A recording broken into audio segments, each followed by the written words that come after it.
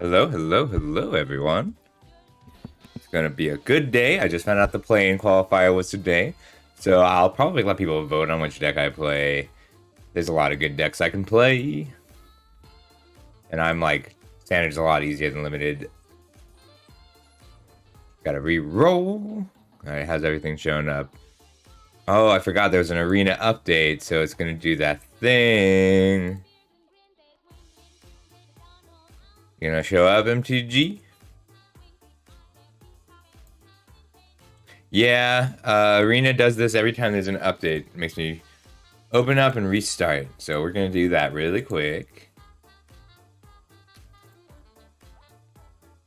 There was a surprise set on Arena, which I am now totally uninterested in.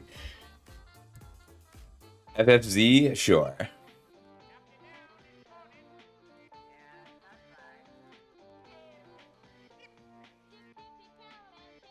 I have none. I've not seen it.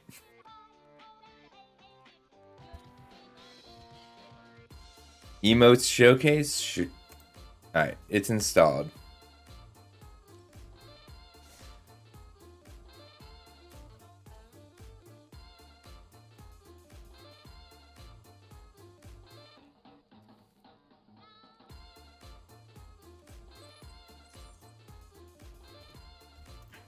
And there's untapped. Okay. There we go.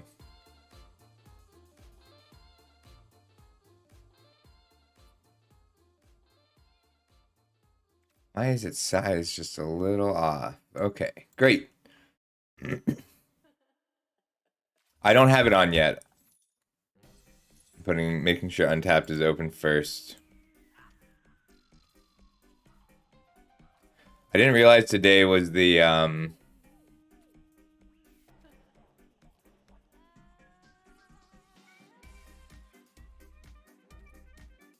activate untapped.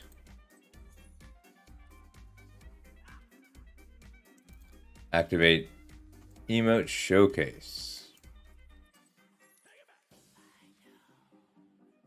Alright, it's on. Hey Selfbow, hey Lennon.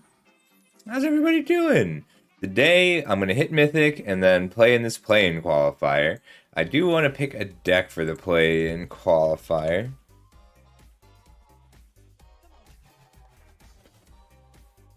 What are people playing in standard now? I think mono white is still the way to go. Like lots of Esper, Grixis, and Sacrifice.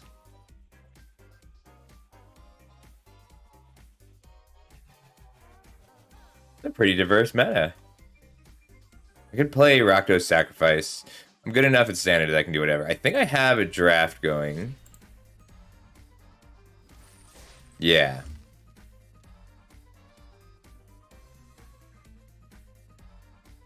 Alright, I'll do that in a bit.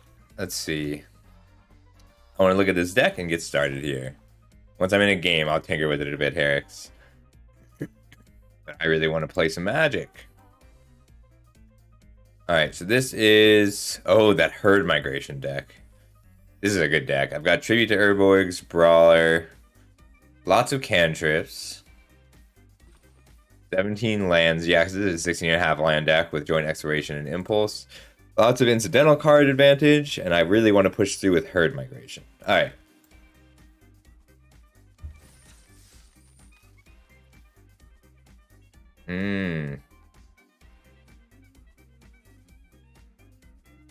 Saga Storm. Yukai Naturalist, Catilda. How is it generating all the colored mana, though?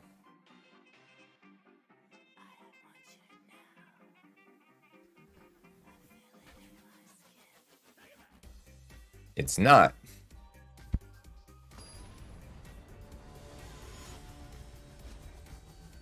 So you Rites of Harmony on your upkeep, and then when all of the sagas turn into creatures, they come in and draw you a card.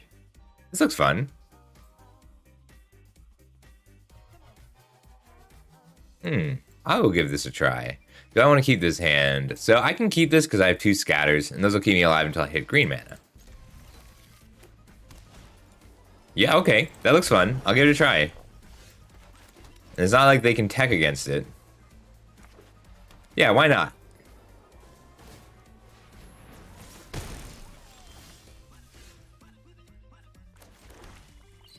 So this is unfortunate because I'm not going to have anything to scatter if they just attack me for 3 every turn for a while.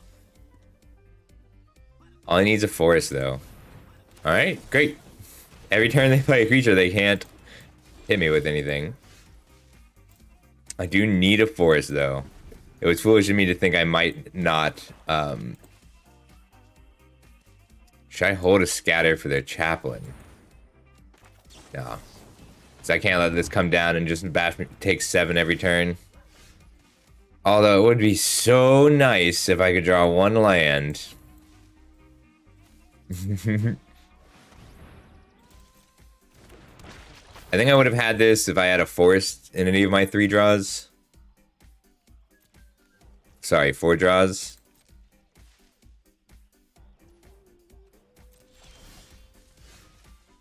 Oh my god. Alright.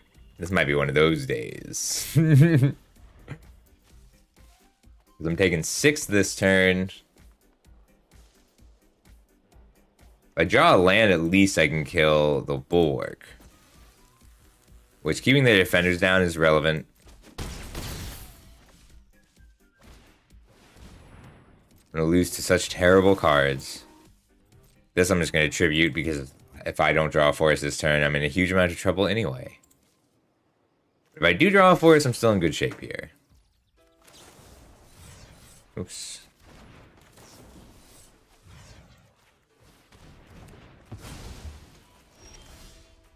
That's not bad. A 3 power blocker is fine. And then here's where it mills 3 forests. Just one. 1 forest. I mean, it would... Rewalls are fine. I just need... a, just need a forest to go with it. If I had one more if I hit one more creature on this, I would block here. I mean, sure. I'm dead next turn. Alright. 3 chances to hit a green source for a chump blocker. No dice.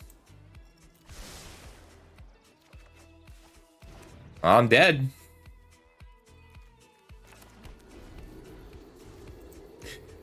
Ooh, big oof. Alright, let me take a look at my mana and see if there's anything I can fix. Yeah, the plan today is to hit Mythic here, and I might play Saffron Olives. I just want something different. Like, the white deck takes too long to win.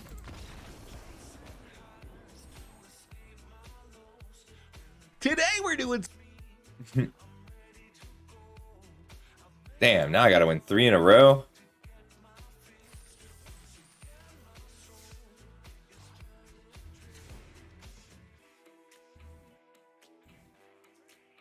I'm on 1, 2, 3, 4, 7 green sources, and I dug, let's see, 10 cards, 17 cards that game. That should be pretty reasonable. 7 green sources, 7 black sources, 6 blue sources. I just need to draw my lands. Alright, let's go.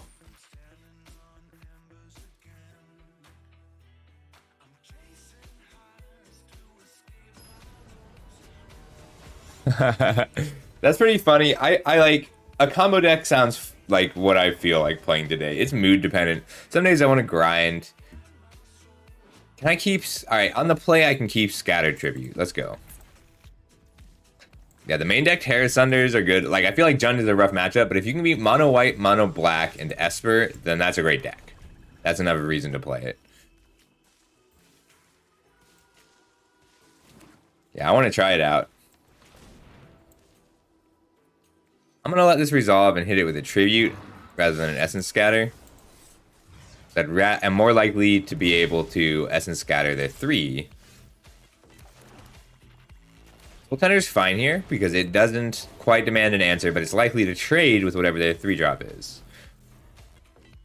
And when it dies, I can play Writhing Necromass. If I can get a green source, I can kick the Urborg Repossession to fix my colors. Well, it's a big if. Alright, well, we're gonna sit here for a while until I can draw a green source. It looks fun. I just like sagas. I like the way they play. Reach and trample, you say?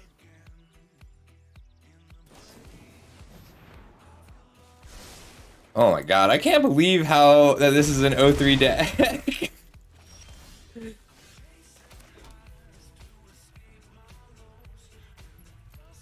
Yeah, this is an 0-3 deck. If having... So I just lost... This is going to be my third loss in a game without a green source. 7 is just not enough, I guess. But 13 cards deep. I deserve a green source, damn it.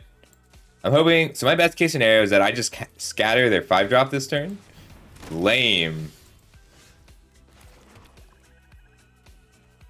Alright, well, I just have to put down Necromass for a few turns. Hope for the best. If they have a Heroic Charge, I die here. Because I only have 7 black sources, so this is 6 of them.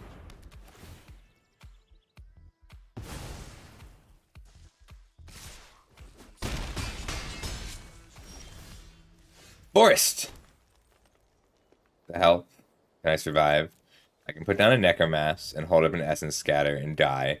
I can put down a Necromass, Repossession, no, not holding up the Essence Scatter.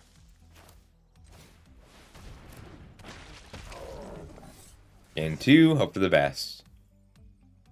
1, 2, 3, 4. The Sentry I can cast next turn and still hold up Scatter. If they don't kill me this turn, I have a shot. But it's very likely I die this turn because they've only played 2 removal spells. So 1 removal spell and 1 pump spell. So if they have a Lightning Strike or a Flowstone Infusion, I will die here. Or a Gaia's Might. Or a removal spell. But if they don't have any of that, then I go to 2. And he'll attack me with these 3 tokens.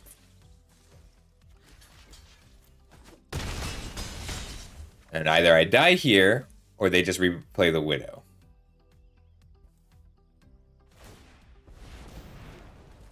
Alright, so I need a 2-mana creature. So I should have picked up... Yes! No! So close. Well, this was an 0-3 deck. That felt fantastic when I drafted it. That's how it goes sometimes. No blocks. I should have mulliganed to a green source. Keeping on 2 scatters was greedy. I should have held my... Like, what I should have done is assumed that my luck would be bad. Because if I assume my luck is bad there, then I just sit behind the Essence Scatters for a while, and they don't get to resolve those... they don't get to resolve the Green Widow. Like, if I assumed I wouldn't draw a green source for those few turns, then I should have just sat on my Essence Scatters for a while. And that's okay. We're going to try again right now.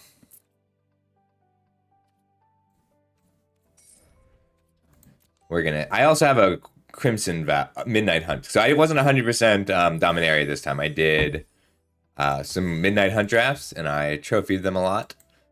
And this worries me a little. I must have been the last person in.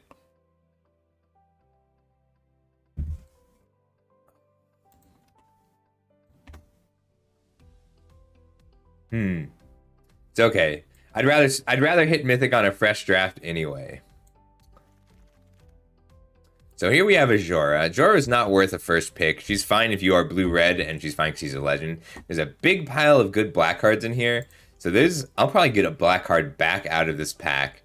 There's a lot of cards that aren't really worth a first pick. So like Territorial Marrow is great, but committing to Domain from pick 1 is tough. Although if I'm just base green and grabbing up lands, I'm pretty happy. Extinguish the Light is worth a first pick, but it really commits you hard to black. And then Repossession, I think, is worth a first pick. I think I would rather have Repossession than Marrow in general. And if I take the Urborg Repossession, then black grabs Extinguish the Light and Rager, and I table a Gibbering Barricade or a land out of here. My other option would be Marrow and trying to table a black card. I do like Marrow, but 5s are not that hard to come by. I'll take the Repossession first. I think that card's worth the first pick. Knight! So the other options we have are Essence Scatter, Eerie Soul Tender, Argivian Phalanx, Radiant Grove, or Geothermal Bog. But I really love the way Night of Dusk's Shadow plays, and I'm willing to first pick this card a lot, so I'm happy to see it pick 2. We're missing an uncommon out of this pack, so I don't have any information on what they might have taken. But I'm pretty happy with the Night of Dusk's Shadow and trying to grab a black card or a blue-black land out of that first pack.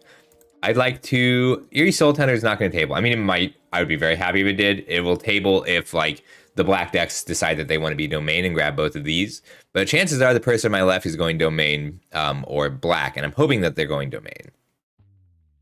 But there's a lot of good blue cards in this pack. So if I get an Essence Scatter, a Joint Exploration, a Timely Interference, or a Shore Up back, I won't be too upset. I'm going to get something playable back out of this pack. Probably not a red card, but possibly the red-black land. Ooh, Hurloon Battle Hymn and Vohar are both worth grabbing here. The Battle Hymn is better.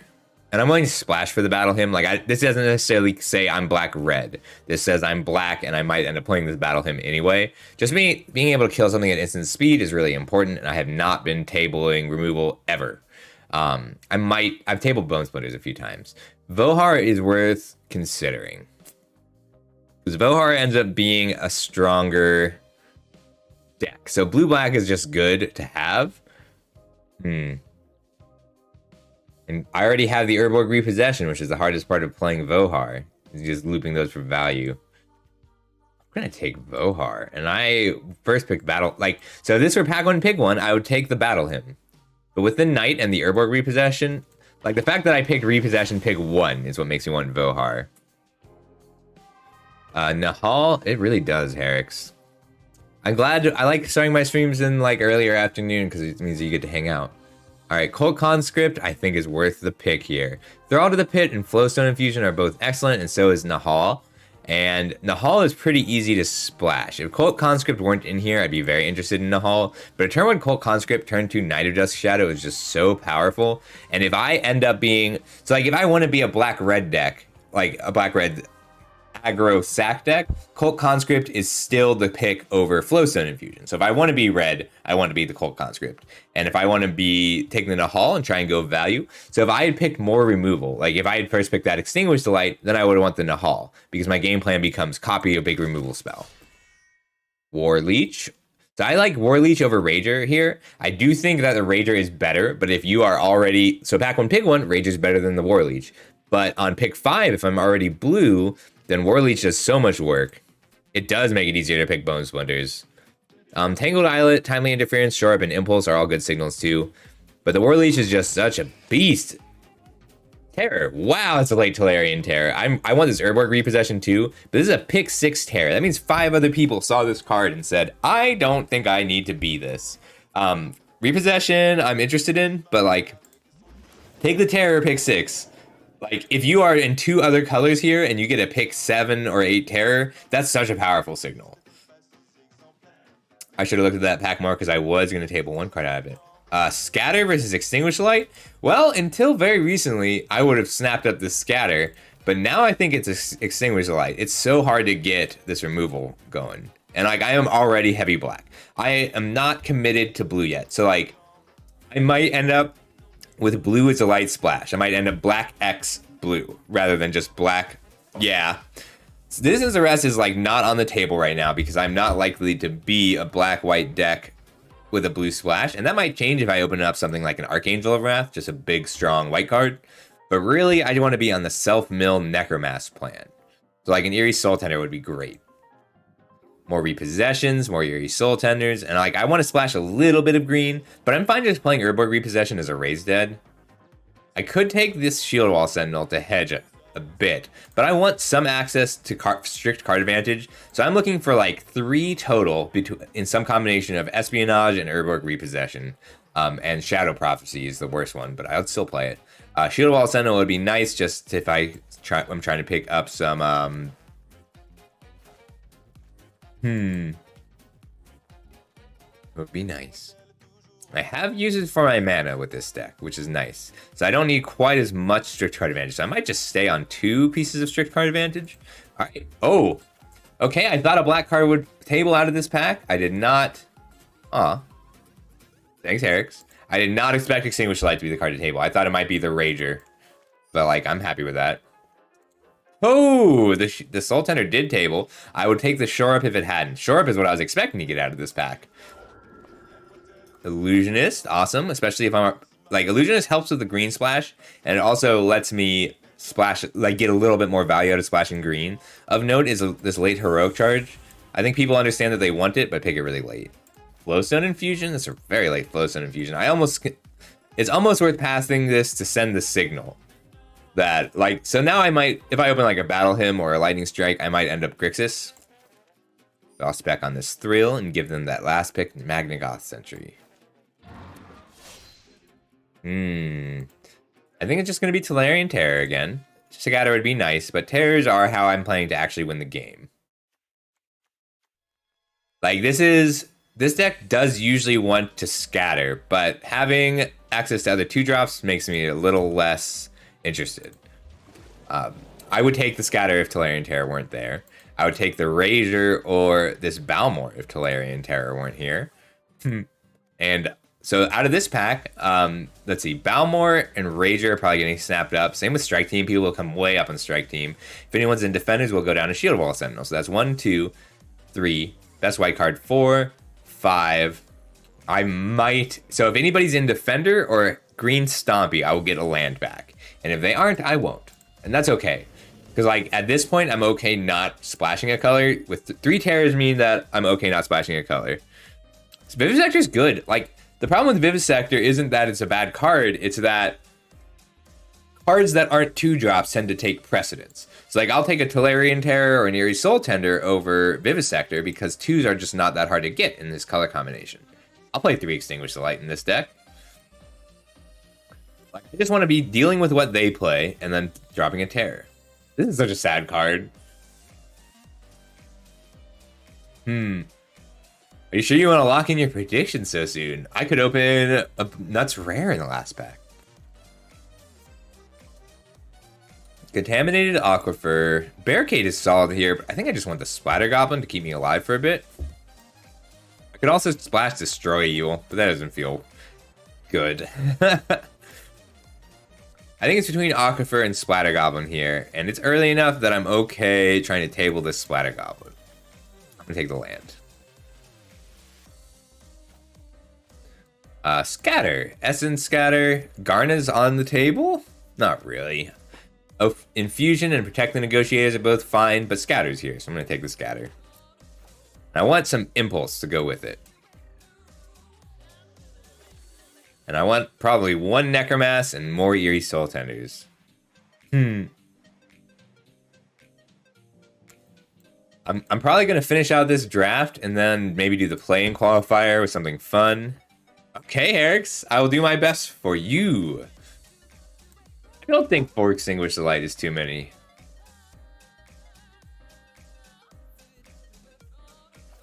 Yeah, I think I'm fine with the playset of this. The Connoisseur would be really nice. And I need defenses for tokens. So I'm looking for like a Miasma or... Yeah, and I'm just going to lose to Defenders, and I think that's fine. It might be the Connoisseur here. I'm going to take the Connoisseur. I did not... No! No! That was a really bad misclick. Alright, well now I have another chance. It's okay. It works out. So the reason I was on the fence is I really only want 1 Connoisseur. Like, this is a single Connoisseur deck. Academy Wall, Stall for Time, Impede Momentum. I think it's going to be the Academy Wall. Yeah, I like 1 copy of Academy Wall. So Academy Wall plays like worse Eerie Soul Tender, and I'd rather have Soul Tenders, but like this hedges my bets nicely. It's okay. I got the Connoisseur, and I didn't have to give anything up for it.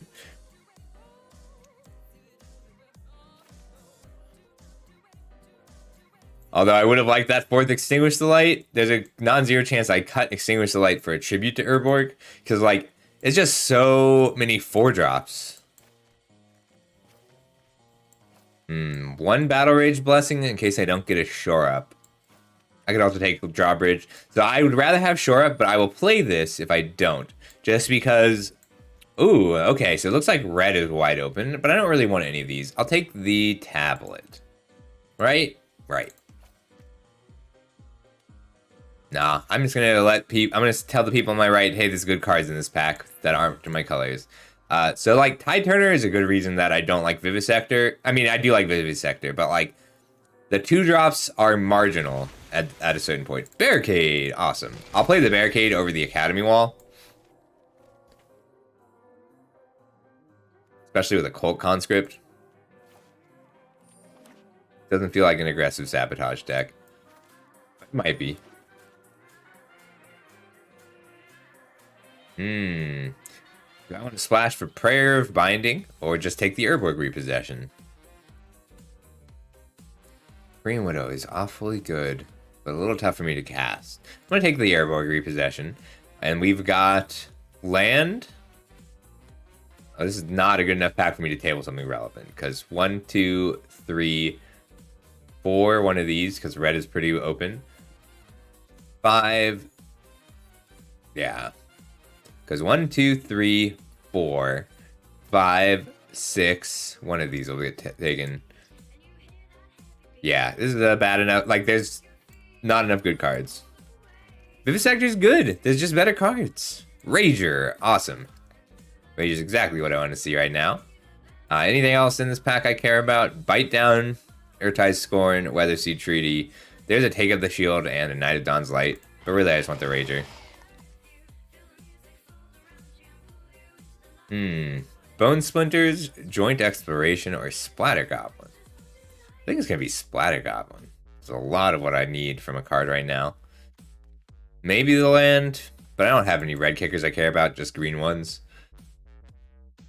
Between Splatter Goblin and Bone Splinters, I do have one Cult Conscript, but that's all I really want to feed to the Bone Splinters. I'll take the Splatter Goblin. Alright, so that is 22 playables. 23 playables. Okay, so this is my deck. Now anything I grab requires a cut, and I'm okay with that. Because I have a lot of places to upgrade. Like I can upgrade an Academy Wall or a Barricade to another Soul Tender or a Rager. I can upgrade a Volsh Tide Turner. Do I want Tal's Lookout? Not really, because most of my turn 4s are going to be spent on Extinguish Lights. So Rager's going to do a little more work for me on turn 3. And I really want a few green duels, because I'm fine. I'll still play these repossessions with no green sources. That's why I haven't been picking them that highly, because this is fine as Raise Dead, gain 2 life. I'm looking to upgrade the Illusionist and some green sources. Ooh, but there's a Necromass in this pack. I think I'm going to take the Necromass over this Tangled Islet. Yep, sorry Tangled Islet. I'm not tabling the Necromass, and I really want 2 Necromass, 3 Terrors if I can get them. Very happy about that. I don't want to apologize to the Vivisector because they vivisect. Vivisection is gross. Why do you support it? Looking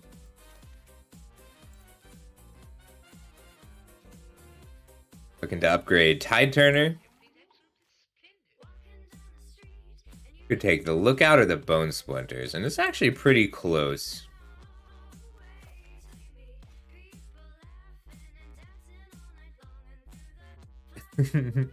Yes, I believe that is how the saying goes. What's the Bone Splinters? Oh boy. Oh boy. There's lots of cards I want out of this pack. Fourth Terror? 1, 2, 3, 4, 5, 6, 7, 8, 9. Oh boy. I think it's gonna be Geyser. Over Terror? Yeah. I need that first Geyser.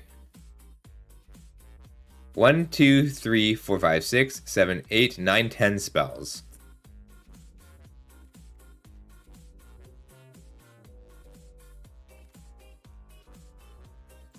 Ooh, sure.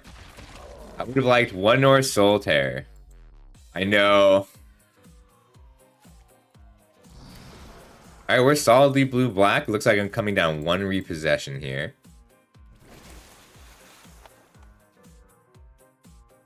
It doesn't need to have its cost reduced by much to be good. Going to exploration is actually something I want right now. 1 repossession, 25. So I need to make 1 more cut. Might be the connoisseur. No, I don't have enough flying to cut the connoisseur. Alright, I'm gonna be nice. Have an Argivian Cavalier person on my left. Alright, so 4 pieces of removal, 1 piece of protection. I think it's gonna be Battle Rage Blessing. It's my worst spell. 16 lands is fine for this deck. Because I've got 2 Ragers and some cantrips. I love Lagomos. Lagomos is so good. Like, that is just great design. I know I first picked Repossession twice, so it does hurt a little not to run both. Lots of double black spells. Oh, they changed the basics finally. Must have been the last update. Not just use the most recent ones. Removal, card draw, removal. This is usually going to be 5 mana, so all of my turn 4s are going to be spent playing either a 3-drop or an Extinguish the Light. Only 1 Soul Tender hurts a bit, but we'll manage. And Repossession is not going to be considered a piece of card advantage just because I don't have green at all. Aw, that's sweet person. How you doing today? I think I just run this as is. Let's go. Yeah, but I like them. I just kind of like having different lands all the time. I didn't want to have all of the other lands. Alright, so it's going to be not a bad day. We are fighting through... Alright, do I just assume that I will draw a land? I think I do. I'm on the draw. Yeah, okay. I haven't played Sims in a while. Probably 2 seasons. Not having a play until turn 3 on the draw hurts a bit, but my ability to recover is huge here. Ooh, and Vohar is a great draw. I can pitch the repossession relatively early and flash back a little later.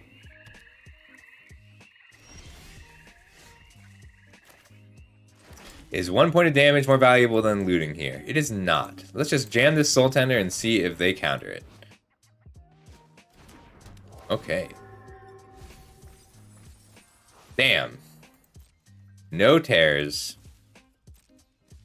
We'll pass, and we can end step loot.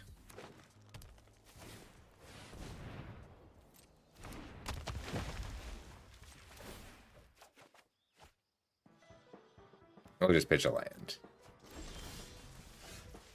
I think I just want a Geyser here. Island. Geyser. Okay, we'll need these extinguishers a little later. But I can repossession this Tolarian Terror.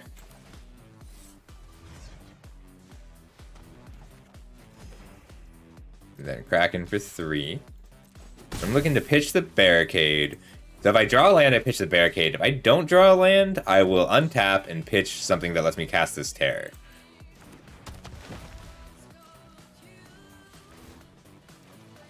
Alright, so I drew the land so I can pitch the Barricade. Doing pretty good. Playing some Magic, and I'm very happy about it. I've been so I was 2 wins away from Mythic, which meant that I could not actually play without hitting Mythic. And I've been wanting to play Dominator Draft really badly, so.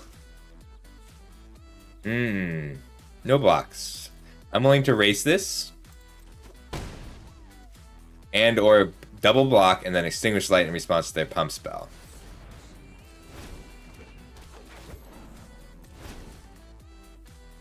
So I want to land, so I am going to dig.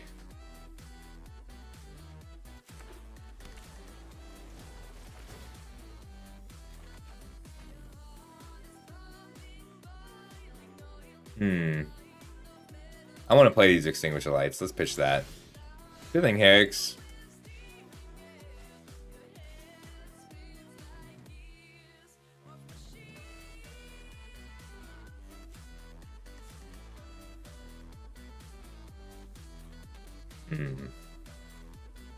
I think I check for a scatter pre-combat.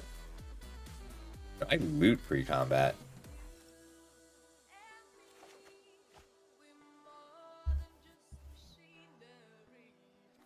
Let's be proactive this game.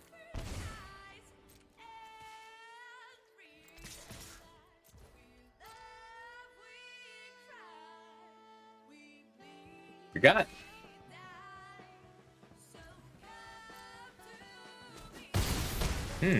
Taking 5 is not what I expected them to do. Put down a Splatter Goblin. And then I'll end step Extinguish Light so they can't scatter this turn. And then put down another Terror on my turn. I'm also fine just flashing back a Geyser for tempo. Ah, I can't stop this, but I can let Tatiova resolve. And then extinguish her and block the 3/3.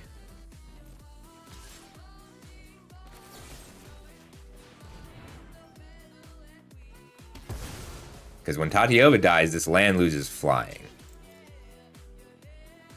And if they want to pump to save it, they can. Ah, big pumps to save it. But it also taps them out. Yeah, shrink. How dare you. And tapping them out is huge because I can extinguish here. And I'm not going to loot. I just want to attack for 6 because it's really important that I deal 6 damage this turn because it lets me cast Tolarian Tear. And then I get to crack my Vohar to deal with 1 creature. And that way, if they have something like a Shore Up, they have to play it pre-combat.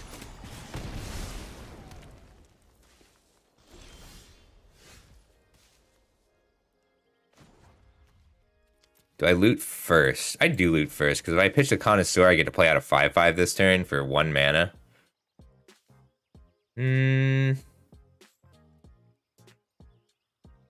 Yeah. Pitch the Connoisseur. Play an island. Blue. Crack Vohar. Did I do that right? Yeah, I did. Okay. And I want the life, so let's go ahead. No, I want the card. We're gonna flash back my Geyser. This way, making it indestructible. Okay. They didn't have anything. Neat.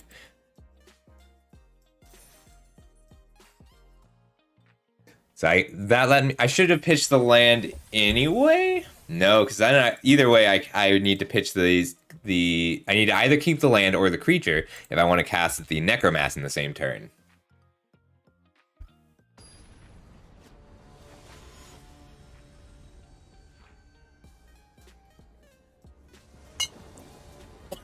I got coffee grounds at the bottom of my coffee. It's a little slow, but I'm on the play. I can keep this. On the draw, I might throw this back. Yeah, on the draw, I throw this back because the Rager is the only creature I can play. And Rager is good proactively. It's good proactive card advantage. Ban you in a minute.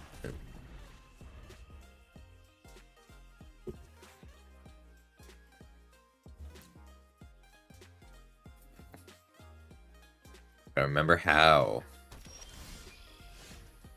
Nope, that's not it. Alright, let's represent an Essence Scatter. We don't need to have one to represent one.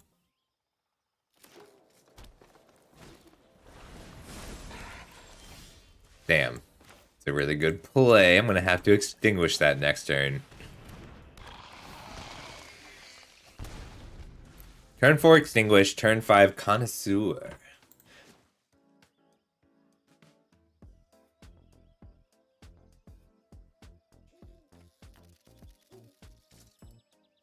I didn't realize it made that kind of noise. Ow, boy. If I draw a 4-drop, I'm going to take 4 damage to play the 4-drop instead of extinguishing. So let's see what they play. I see. Looks like they're running some below average cards. So I'm going to block here so that I can on their turn. Or I could just not risk take up the shield. Nah, I'd rather risk take up the shield to get down the Connoisseur. Oh, Herix, thank you. Appreciate it.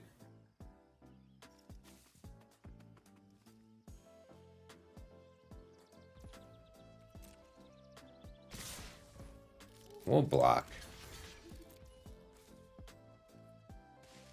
I'm gonna extinguish here anyway. It didn't even pause for a second to give them priority.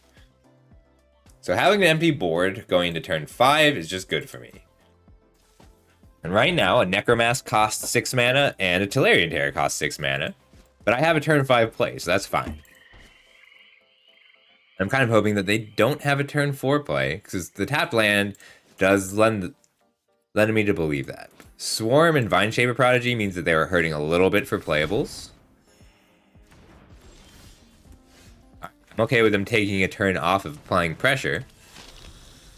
I'm probably going to Urborg Repossession back the Rager to trade with that Soul Tender again. Just try and stay on parity with 2-for-1s. And if they play a real big threat, I will just Urborg Repossession Bone Splinter. Aw, fuck you. Oh, that's nice, though, because I can play both of these out and then Extinguish the Light next turn. Rage.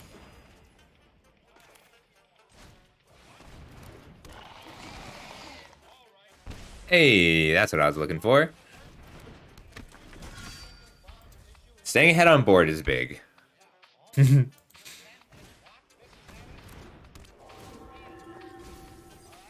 there's that Necromask. So it looks like they're just solidly 3 colors.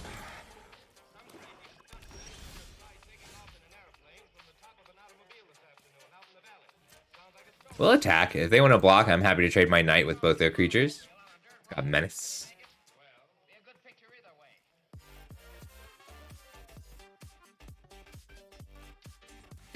I want this to be the last land I play this game, and then use Vohar to loot them away.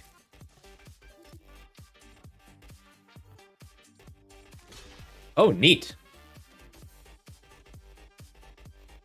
Alright, 1, 2, 3, 4. And I do have to take a turn off. Like, I don't get to play the Terror this turn, but I'm fine with that. 2-for-1's a 2-for-1. And this is a deck that wants 2-for-1s. Let's see. If they have an Etchings, it's not worth playing this land. 4 puts this down to 4 cost. So if I draw a land... Okay, I am going to play a land, because then if I draw a land and I need to Extinguish the Light and Tolarian Terror in the same turn, I can. 3, 4... 1, 2, 3, 4. Well, if I draw a land, I am going to Extinguish the Light that, just to keep them from scrying. That's fine too. Yeah, Terror down, pass turn. That's fine. Next turn I can Rager and Extinguish, or Bone Splinters and Extinguish. If they have removal, so the reason that Terror is so strong compared to the rest of these is, let's say they have Extinguish the Light here. They have to take their whole turn. It's 6 mana. 1, 2, 3, 4, 5, 6 mana. Ooh, that's respectable. They're just getting ready so that they can attack here or block the Terror. But if they... Alright, so it's a 4-5. So what I want to do is attack with the Terror, let it block, and then after they sacrifice the land, Extinguish the Light.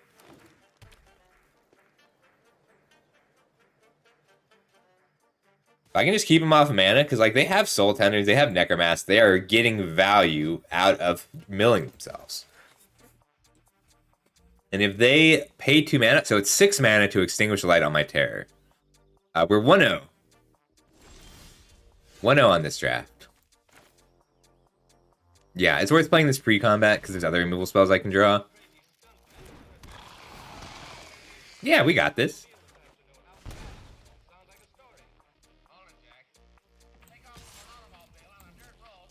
No, he's going to block and then sacrifice a land. And this is important because 1, 2, 3, 4, 5, 6, 7. It taps him out if he uses the Soul Tender.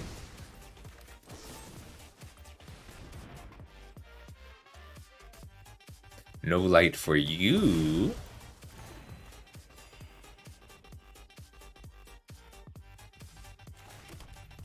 And they get to pick Urg back up if they want, but I think they'd rather pick up the Necromass. But either way, I'm going to Bone Splinters it, just so that my Terror gets through. We're both pretty much out of cards here, but I have drawn... Well, we're pretty even on lands drawn. I love how good Urg is for them. Urg's so cool. I'm just gonna have to get there with my lowly commons. I have a lot of live draws. Is it worth playing and sacrificing the Splatter Goblin to get an in for an extra 2 points? I don't think it is. We're just gonna Bone Splinter straight up. Splatter Goblin is a useful enough blocker later on. Right now, I just need to push through enough damage that I can get a big swing later if they manage to stabilize.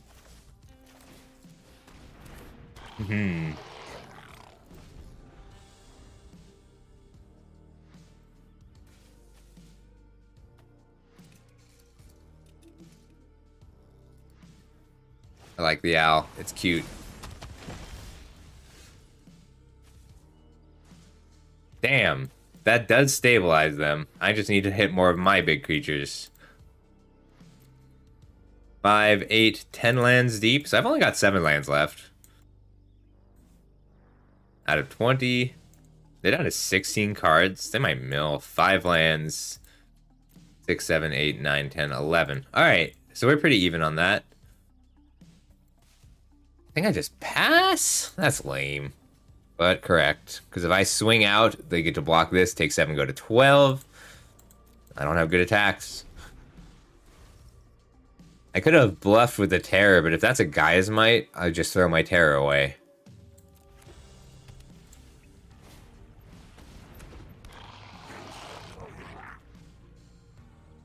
Well, I'm going to start throwing my Spider Goblin at him, see if I'll trade Spider Goblins.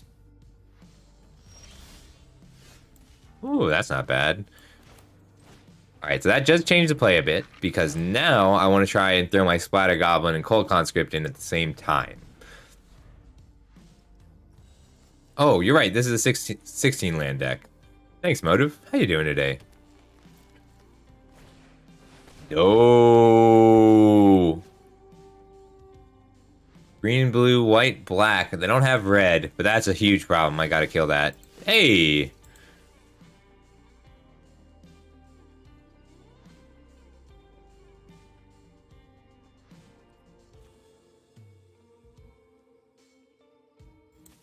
If I extinguish here, swing, swing, swing, they block, block, shrink.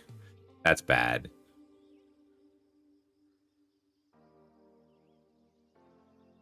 Let's attack first.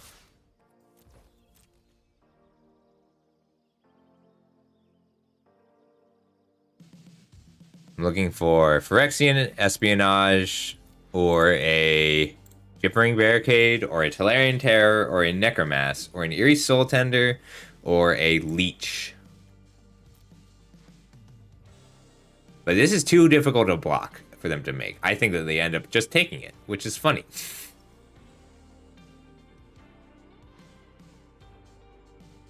Like, however they block this, I am essentially trading a Spider Goblin for a Spider Goblin. I don't know that they want to risk the nail to a Battle Rage Blessing. 5, 6, 7, 8. So if I draw Phyrexian Espionage with 1, 2, 3, 4 creatures, I can still play a Terror, or 4 non-creatures and 2 creatures. 5. Alright, yeah, I can still play either.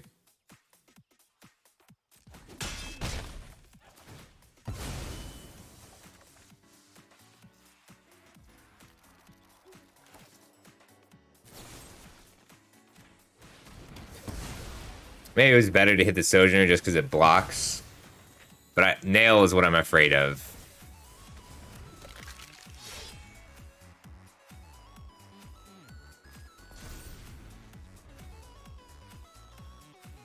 So now I can start attacking with my Tolarian Terror and my Cold Conscript.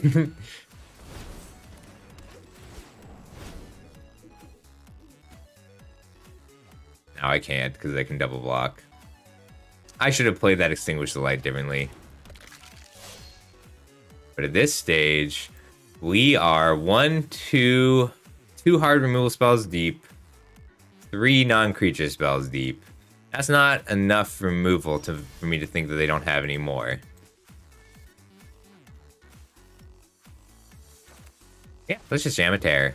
Just need to get more 5/5s than they have blockers for. But I am out of removal. I have used all 3 of my Extinguish the Lights and my Bone Splinters. So I have 1 Tolarian Geyser, which will give me a big attack later.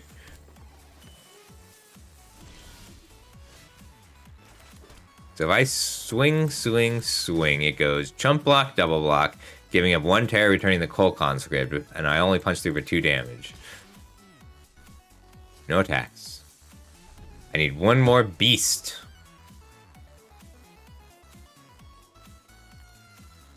There are 10 cards, so I can live 10 turns at this parity. 16 cards left. So I can't kick a War Leech, but I can play my Soul Tender.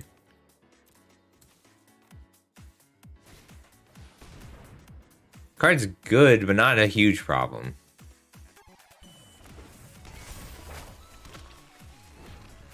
Like, I'll take 1 big hit here.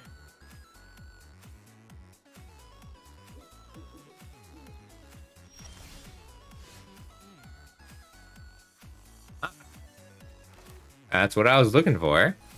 We're just gonna bounce for 1 big attack here. Makes their crackback very difficult. So if I'm shields down, I take 4, 5, 9 damage. Yeah, that's fine.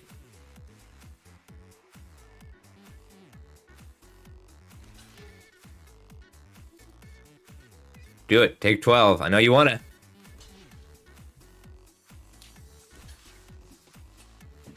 Yeah, okay. They get 0 value from their Weather Sea Treaties Chapter 3.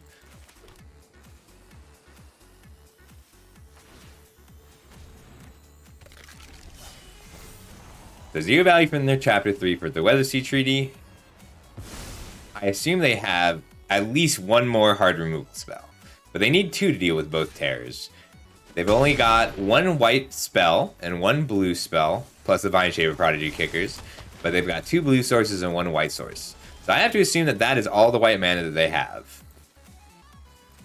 We're just going to keep pushing through. Blockers. If they have a pump spell, they can pump.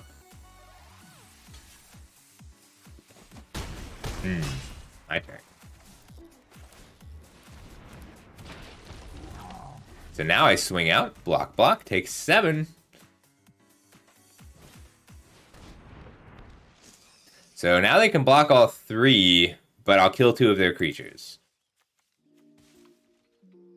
They can also double block, which I think is what they're going to have to do. Ooh, nice. I got monsters. Monsters. So they're probably going to end up throwing this in front of... Yep, just like that. Let's kill... because they both recur.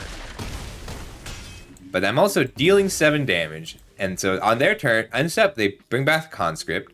Untap, return the Green Widow. Draw a creature. Block, block, block. And we do the same thing again.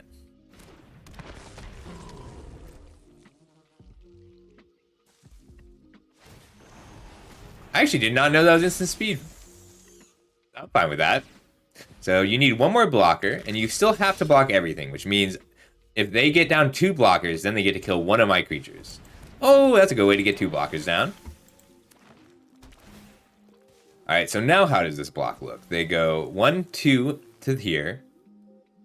They'll block, block. They'll block, block here, block here, block here, recur. Oh, that's game though. There's a good draw.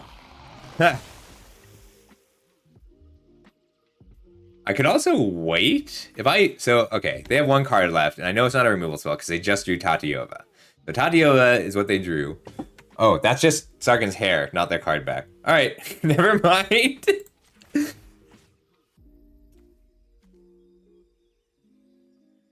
Here's 1 geyser. Sargon's hair looks like the back of a card.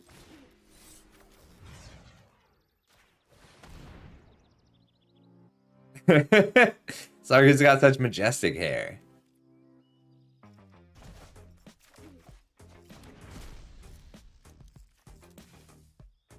So now if I swing out, they have to do individual blocks, and I get to wipe their board. They do get to keep Tatyova alive. But they also have 7 cards left in the library. So if I play this Espionage, I can't... I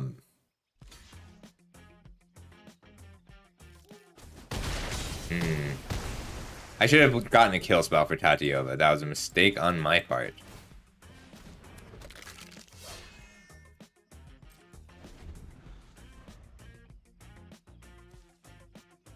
Yeah, I fucked that up. I was supposed to just kill Tatyova.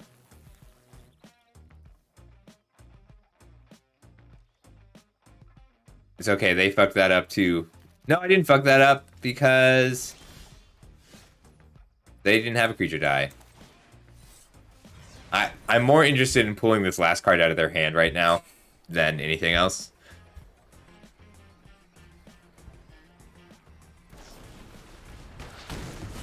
So that does keep them alive. But they have to give up their Tatyova. Yeah, they realized it too. Alright. 2 more wins, let's go! I have 100% trophy. No, that's not true. I had a Midnight Hunt draft where I went 3-3, and then I went 1-3 on the last one. But those are my only 2 non-trophy drafts of this season. Thanks, Alex. So I'm at 10 trophies and 2 non-trophies this season. The 2 non-trophies were in the past few days. But I should end up in the top few hundred once I hit Mythic, just on Elo. Can I keep this? On the play, I can, because Warleech comes down either as a 3-3, or, like, ideally, if they give me an Extinguished Light target, then I will bounce it on turn 3, kill it on turn 4, Warleech on turn 5 with the kicker. Otherwise, I'm just going to jam the Warleech as a 3-3 that I can... So I like the Warleech a lot, because if let's say they have a 3-3, I have a 3-3 Warleech because of this Geyser, I get to attack and then Extinguish the Light something to become a 4-4 at instant speed, and I love that. I think it's so much fun. I like this land. It's a Whirlpool. I have an Essence Scatter. See? I have the mana to play an Essence Scatter. That means I have Essence Scatter. Beware. Don't play your good creature here. It's going to get Essence Scattered. As much as I am happy that they didn't have a 2-drop, I really did want a Geyser this turn.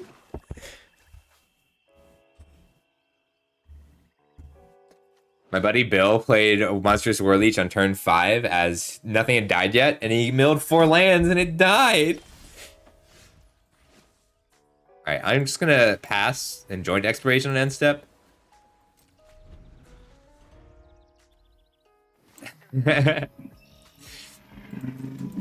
Like, I'm good, but it was also very lucky. There's a lot of both. You need to be lucky and good to succeed in Magic. I want both of these. And that's a problem because one of them's getting milled by the Monstrous Warleech. Huh. I only get one of these. No, I get both. I'm just keeping him. I'm being silly. I forgot I got to draw a card off of the exploration. Hit. Hey, there's the Talarian Terror. First play of the game to 7-7, and they can kill it, and that's fine, because then I get to follow it up with a Necromass, and then 2 drops. That's why this card is good. If I have a Vohar in turn 2, I can just play it on turn 4 as a 7-7.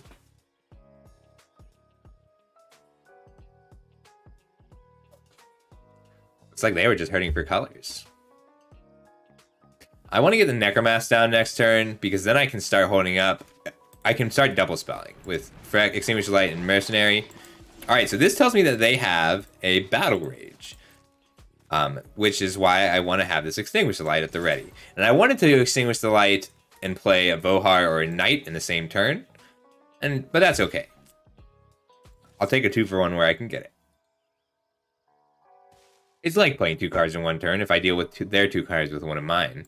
Ooh, they predicted what I would have. Good for you. Necromass. So ideally, this is the last time I tap out proactively. So like, I've played my 2 5-drops, and I need to spend the rest of the game sort of reacting to what they do with Extinguish the Light and Essence Scatter. And I can put down a Knight of Dust Shadow or a Vohar and play these cards in the same turn. But the way that, so the shape of the rest of this game is they're on domain, and they just found the rest of their colors. So they're going to be recurring Phyrexian Missionaries, using Urborg Repossessions, putting down... Well, that's not what I expected. I was expecting like Root Walls and more efficient drops, because if they had an Espionage earlier in the game, why didn't they play an Espionage earlier in the game? And it's because they didn't have blue mana. But like, I thought they were just a black-white deck. I didn't realize they were actually full domain.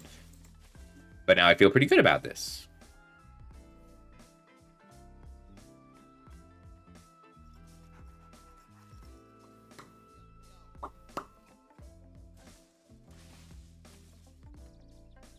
I think what happens with a lot of Mythic players is that they'll just grind and grind and grind. Yeah, that's fair. 12 power is a lot, and I was going to put it all into their face this turn. Like, what I was going to do if Espionage was all they had, was bounce their creature, play out a Vohar, attack for 12, and then untap and loot to kill them. A lot of very good players will grind all the way to like 2 a.m. and it's so hard to play Magic at 2 a.m. That's just so much thinking. Oh, Bill texted me back. Bill's gonna come play Overwatch. So I'm not gonna stream Overwatch tonight, but I will be opening it up if people want to play with us. It's a lot of fun!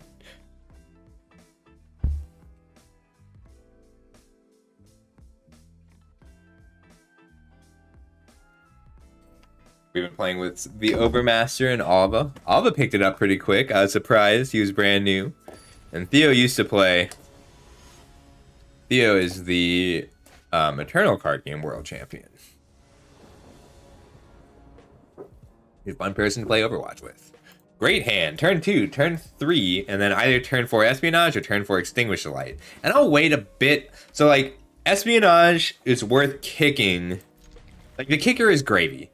Like, it is a strict 3-for-1, but you're always going to get their worst card. So, like, you want that divination more than anything else. Ooh, so much value. What a value-heavy hand. I think it's still worth...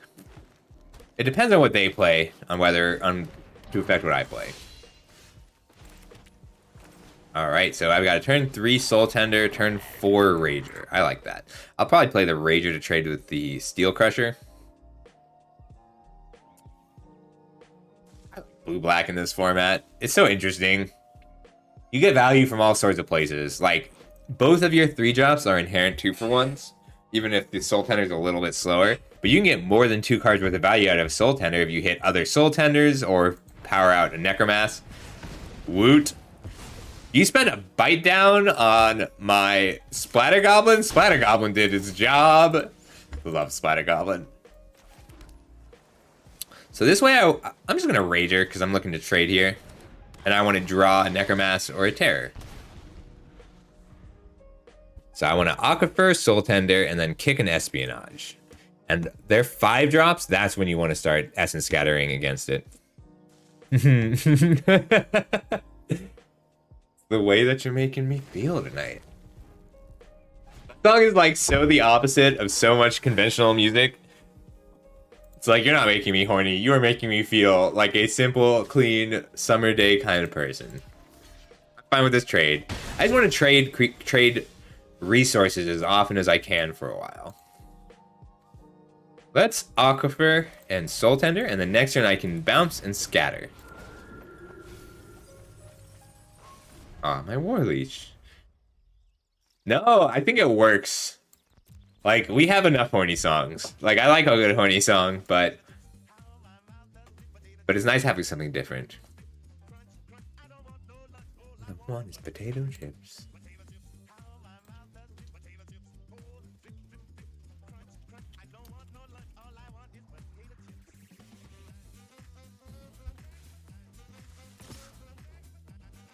Nah, I'll take this one. You can pump if you want. Red, white, blue, green. Next turn, I'm going to block and then extinguish in response. And just take the time walk. Although if they go down to 1 card, I'm definitely going to Espionage. Okay, so Scout here lets them play whatever they want next turn. So having a Scatter up is very useful. That's useful too, because it blocks a token. Now, this is a song with weird lyrics, but they're so good.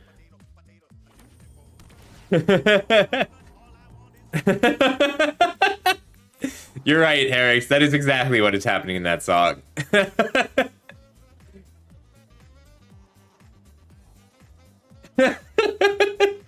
And it's even funnier because it's always like Sora on screen, so like, who's gonna be the father?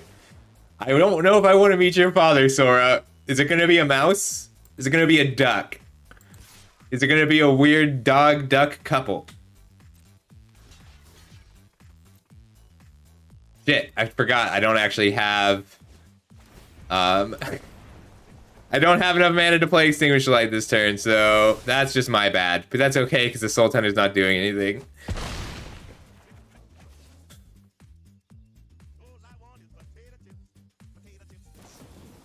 Rude. That's fine.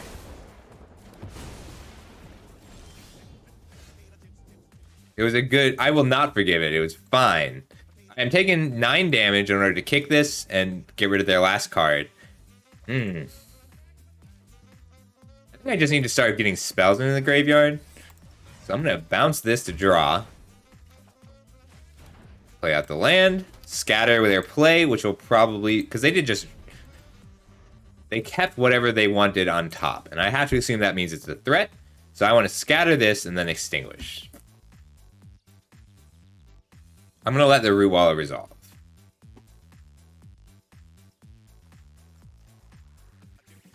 I will not... No attempt at a joke is poor. Jokes are important. Jokes are indicators of intelligence. Jip, jip.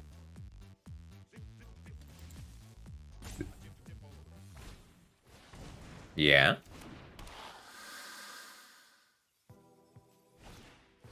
No.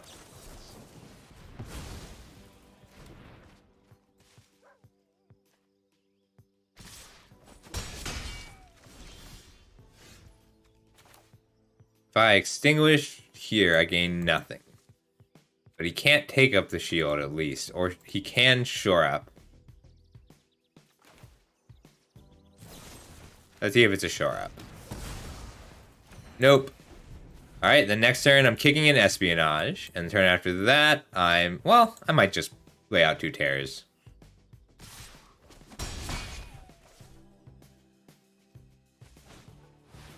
Hello. That's a problem. That's a solution.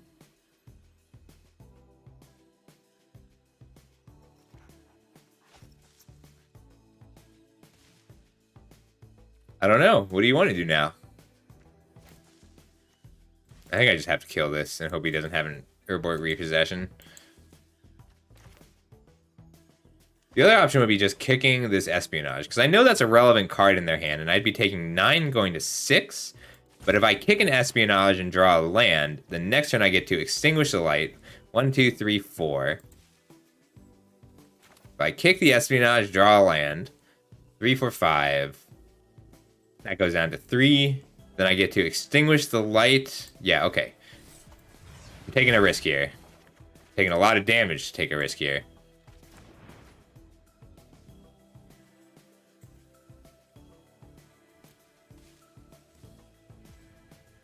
Alright, 1, 2, 3, 4.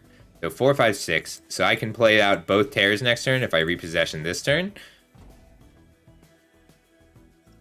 That's only going to be a 4, 4. I want the knight.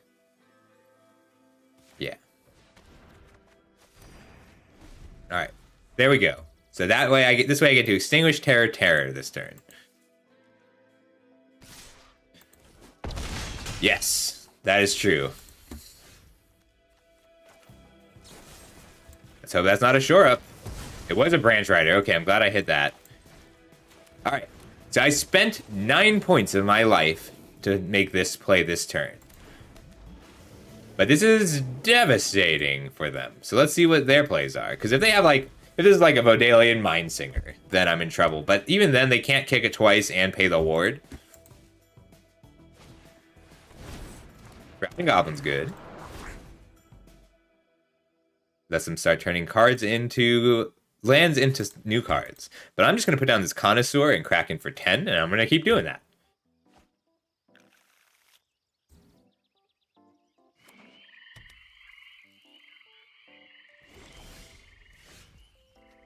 I do have to be a little careful.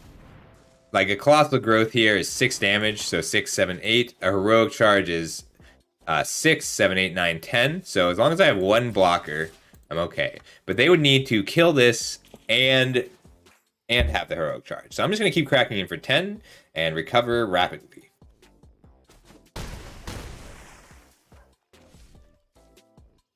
This is a scary red-green domain deck. Like, this is well built. They have played no cards that are counter to the plan that they're on. His name is Drumphil. That's so funny. I really like Sandy. She was one of the first streamers I really saw. Okay, that's a problem. It's a great draw because it's 1, 2, 3, 4 to be a 7/7. Black, green, red, white, blue. So if I attack, they just chump here. Do I have an answer in my graveyard in the form of a Soul Tender? Not really. Let's Rager first, see if I can draw something relevant.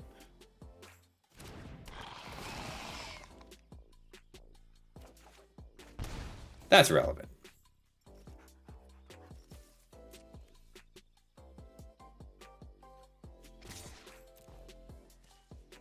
Like, this is still a 5-turn clock, and they do get to dig for answers.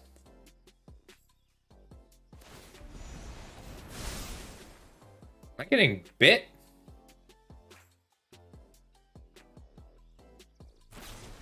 Yeah, I'm getting bit.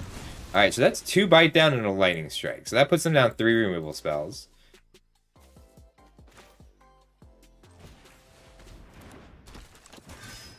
But I have 3 terrors, so it's fine. I'm just gonna have to put down enough 5-power creatures to punch through for lethal, which will take a little bit. But that's... Oh, I should have played the land, because then drawing a land lets me get this up to a 5/5.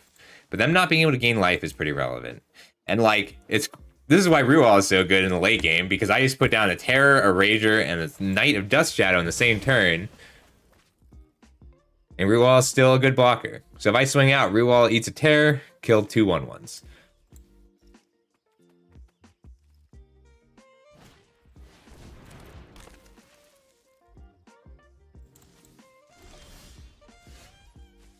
Alright, so if I play a Swamp and a Necromass, then I end step Soul Tender back a Flyer.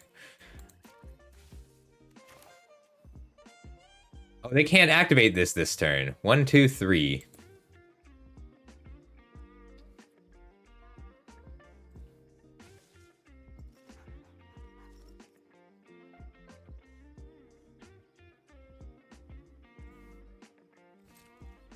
Oh my god, could you imagine?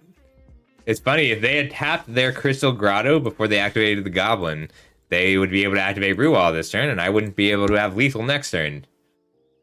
This is a format where the very tiny marginal decisions make a huge difference.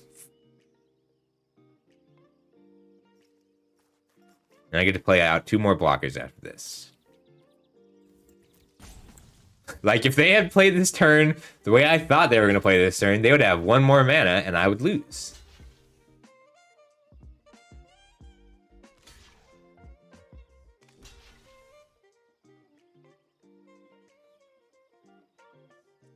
I'm willing to activate this twice to kill both soldiers.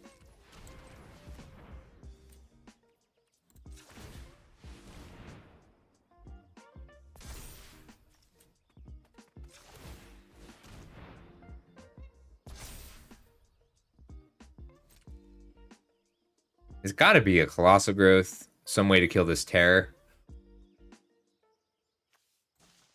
But I'm okay with that. Ah, Gaia's Might.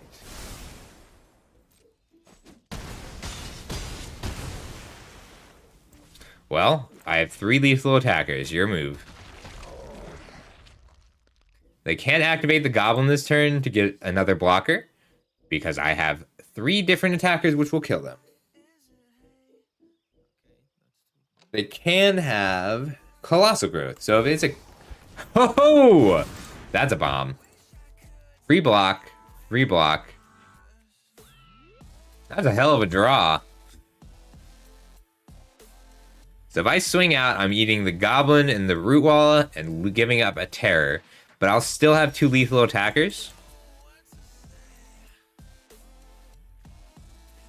Yeah, and I want to Soul Tender back my Knight of Dust Shadow so he can't gain a life off the Elder.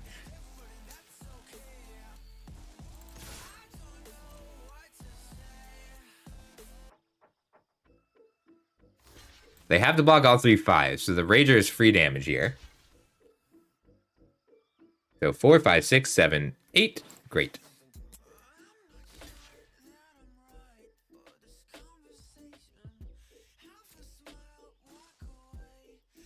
I'm just sacrificing Tolarian Terrors to their Mythic.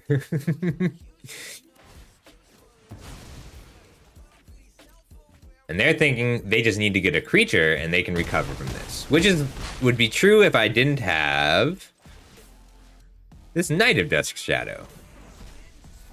So that's 6, 7, 8 mana. So I'm going to play this out. But I don't get anything out of playing this land. So I'm at 5, 6, 7. This is my 8th land. If I played this, then the 9th land wouldn't help me activate the Knight an additional time next turn.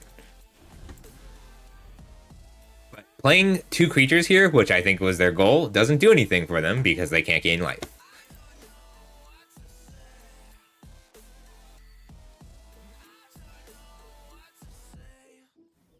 Oh, I forgot I'm using my browser Spotify.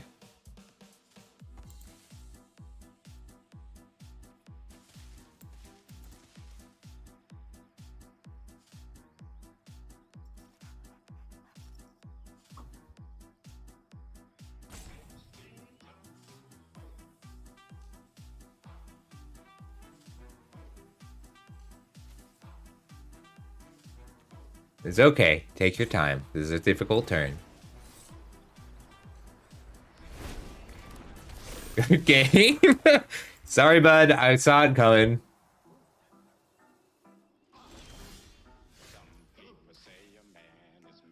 I don't think it's worth attacking with a Knight because if they have... no, it doesn't matter. If they have Take Up the Shield...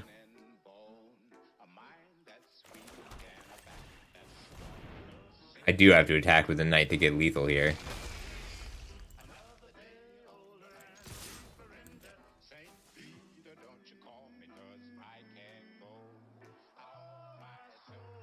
They can block 10 and take 4. They could Lightning Strike here, but I have 2 activations on the Knight.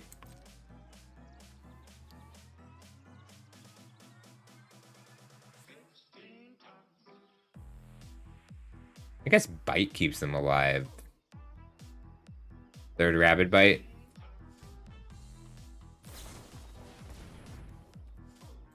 Oh, they almost had it.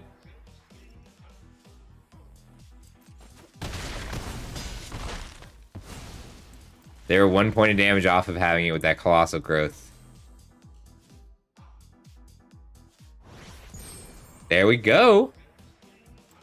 Let's see what we got. I don't know. So if if I don't do the playing qualifier, then we can do draft coaching today. Hey, look at that. Number 50. All right, I will be right back. We're 4-0 right now. I'll be right back. I'm going to leave this up, though, so that you can see my beautiful rank. All right, be right back.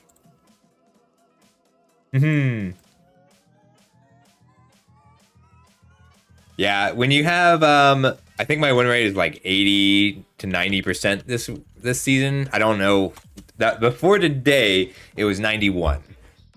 So elo is everything when you are getting your initial rank. So we'll finish this out and see how high I can get today. But like, I am still gonna go for number 1 this season. I think I'm a little too slow because last season I got to put 3 full days in, and I've only had 2.5 days of drafting so far. So like, it's gonna be tough for me to climb past a lot of the it's gonna be tough for me to climb past a lot of the people who actually just have the time to grind. I will be right back.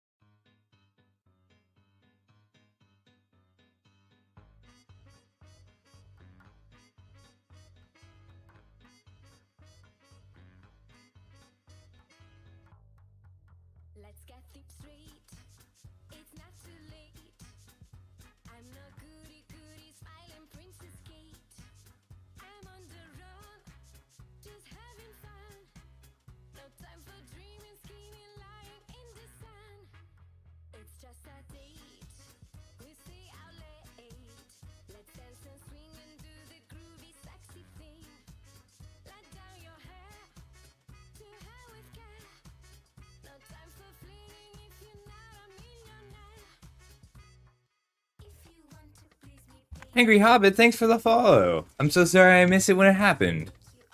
How you doing today? I'm back. Did you miss me? Alright, let's play again. I'm gonna finish out this draft. So, Selfbo, if you're still here, I don't think I'm gonna have time today. But I can make some time on a weekday. So I'm gonna have one day that's pretty dedicated to coaching, and I'll have one weekend stream as well. So maybe next Friday?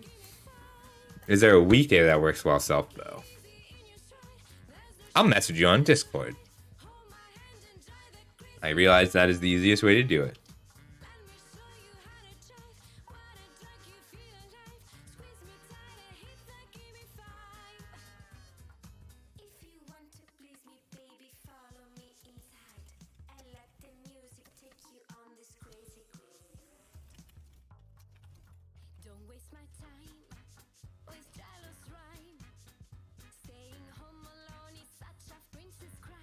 Oh, you're also Ruggy.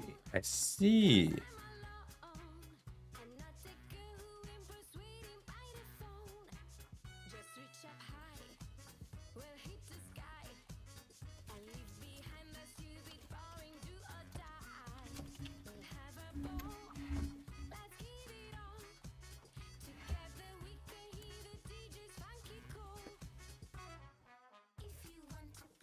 Cool.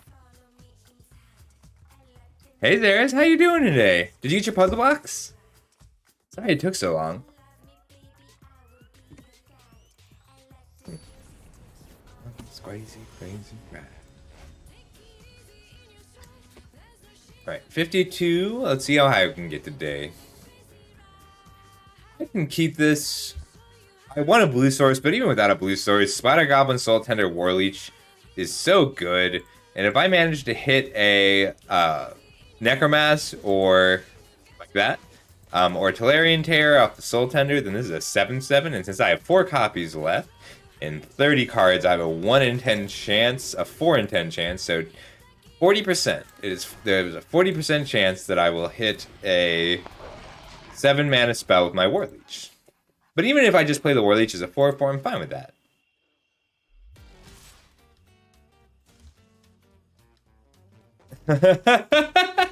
It's okay. It was a fairly straightforward puzzle.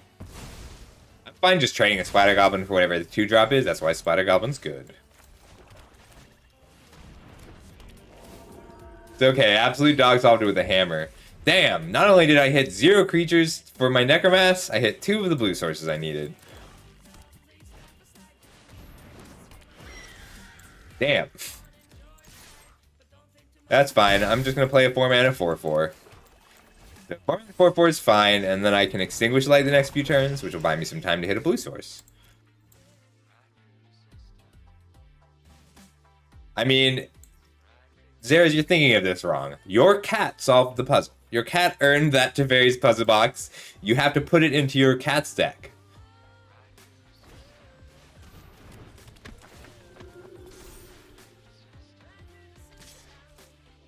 So I'm just going to tag with both, and if they happen to play a Battle Rage Blessing on their Faith Bonder, okay, so they don't have that. That's fine.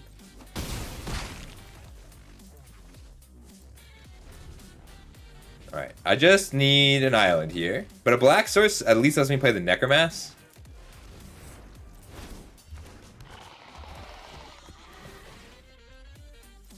I'm going to Extinguish the Light on this Griffin Protector. Attack, and if they double block, I will Extinguish the Light again.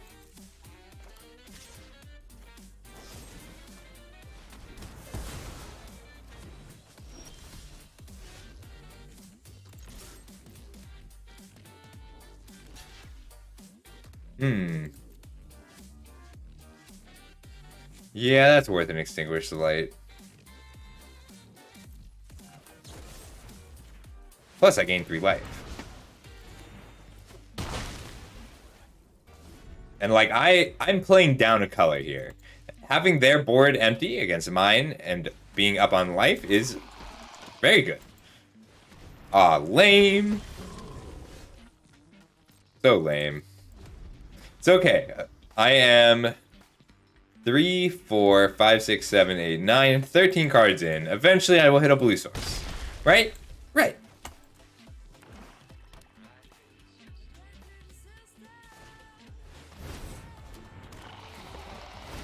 He's probably just going to double block. I'll trade with the Warhorse.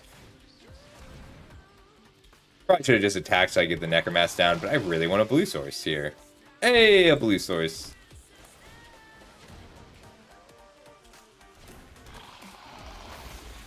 No attacks. I'm fine trading off the Rager or just chump blocking here. Getting to Tolarian Geyser and Warleech. I'm also fine putting the Warleech here. We'll see how they attack. They have to eat 2 creatures here to keep this Warleech alive, so I'm going to go to 9.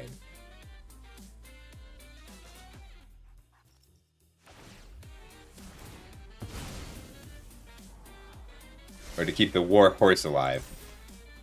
Warhorse versus Warleech. Wanted to trade? That's even better for me.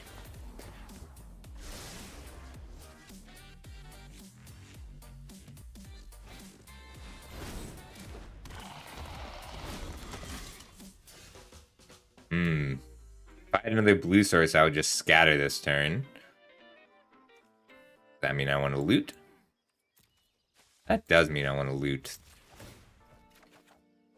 Oh, that's not the blue source I need, though.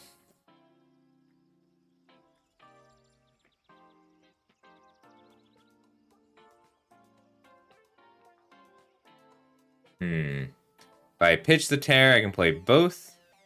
Nope, we're just going to play out 5/5s the rest of the game.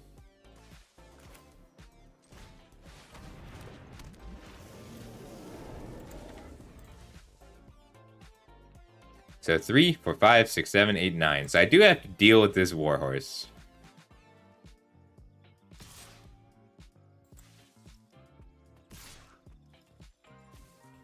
But I have a little time to do it, because I get to sack 2 creatures here.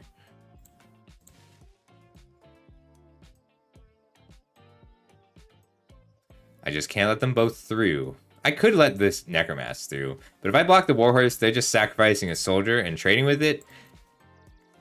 And how many 4-drops do they have? How many 4s and 5s? So that's their 3rd Warhorse and their 1st Griffin Protector. They're scared to attack because if I just let this through and crack back for 5. Oh shit. Raids is a big problem for me.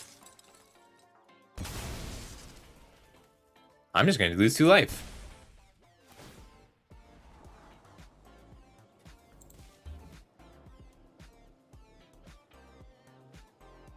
I have to deal with the Vanguard. Because if they activate the Vanguard, the Necromass becomes a 6/6 and goes through my Terror. But I can also just put down the Necromass. Hey, Lunanix, how's it going?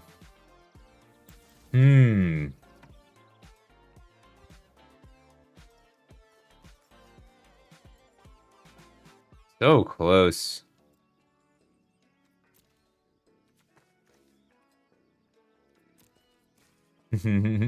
No such thing, Luna.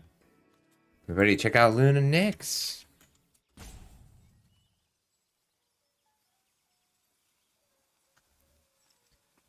Trying to decide how to play this. So, if they swing out, I can't let the Warhorse through where I'll die.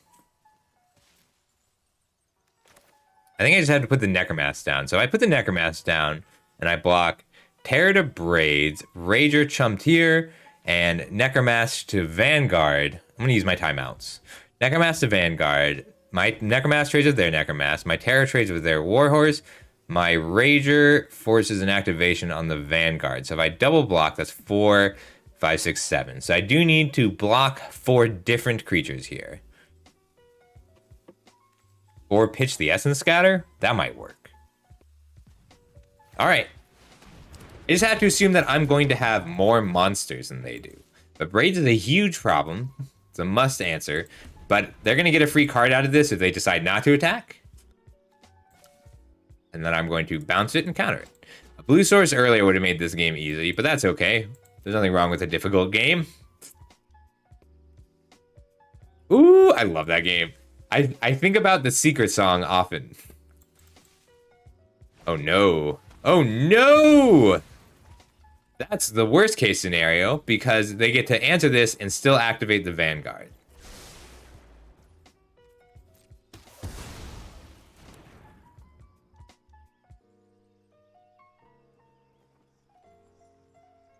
Oh, so you haven't found the Secret Song yet. I'm sorry, no spoilers. You'll know it when you hear it. Alright. Not bringing in the whole team is unexpected. Looks like I'm just sacrificing 2 creatures here. Bone Splinters was too good a top deck.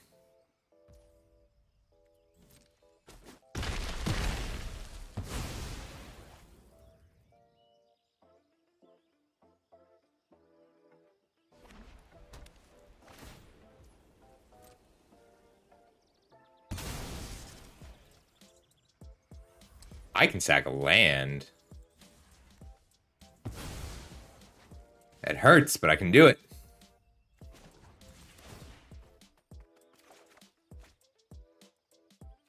Nope, need that.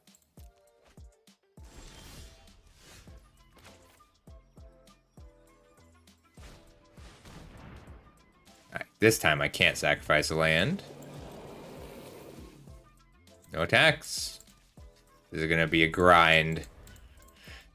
We fell too far behind too early, and I'm recovering, and Braids is making that incredibly difficult. But I have monsters, and I can play them. Now I can't sack a land anymore, but I can finally draw an island and scatter.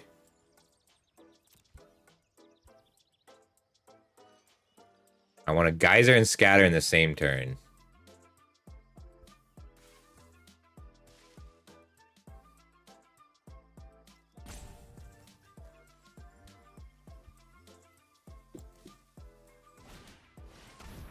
Oh, God. Can you stop top decking, though? It would be great. Just draw a land once, and we'll be fine.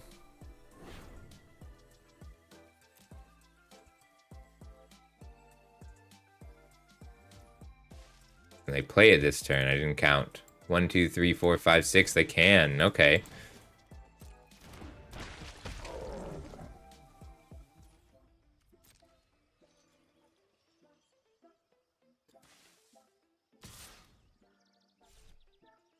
I mean, I got a block. I'll die otherwise.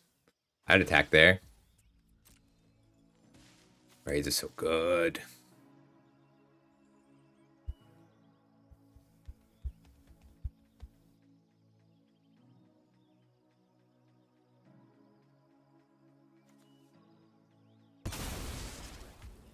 Decline. Need an island.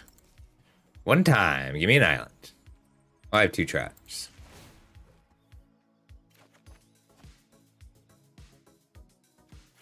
Well, it's better than nothing, because I do need the body. It's okay. I'll get an island eventually.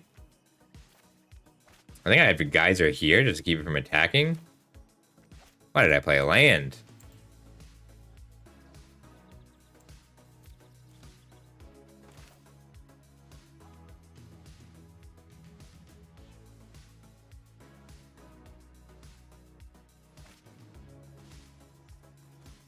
Could just play the Connoisseur, but then I'm giving up 2 creatures for this Necromass if they activate the Vanguard.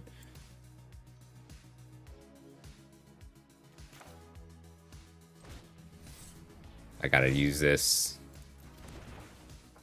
Such a mistake to play the land! I think I lose this game.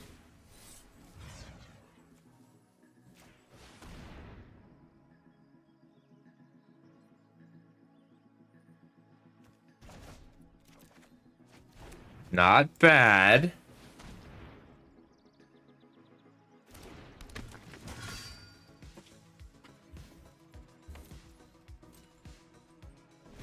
get to loot away a swamp and extinguish the light. Enjoy your free cards.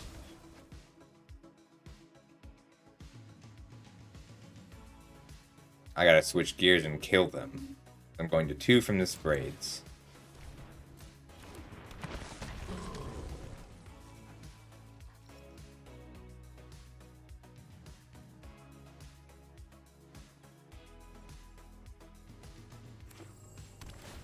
Damn.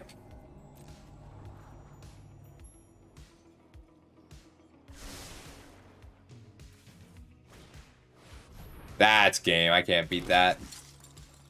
They get lethal attacks next turn. So I can go block, block, block. 3, 4, 5. So I can't afford to sack a creature here. What can I draw? I can draw Extinguish. Being able to hold up a blue source at any point in this game to scatter would have been good. I can gain a life. I can gain a life on my turn too. Oh, repossession gains life. What do I repossess? Necromass? Necromass. So my Necromass trades with their Necromass.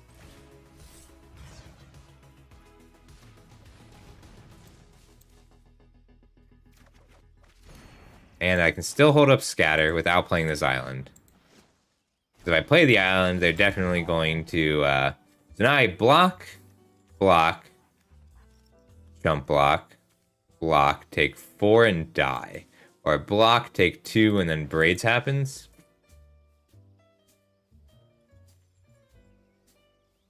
Do I have any 1-mana spells I can draw? I don't have Shore Up. Alright, we're going to let them play this wrong. And then win the game.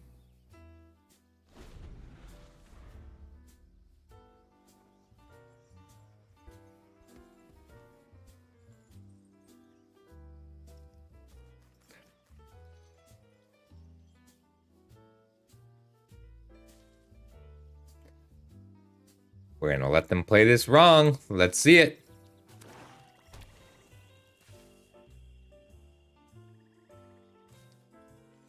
Bone Shards does win the game here. So does... well, Extinguish Light doesn't. Although it's still very good. At least I can still trade here, and they can't activate the Vanguard. So trade, block, jump, 3, 4, 5, and I die. They got me. There was a chance they didn't attack with everything, but it was slim.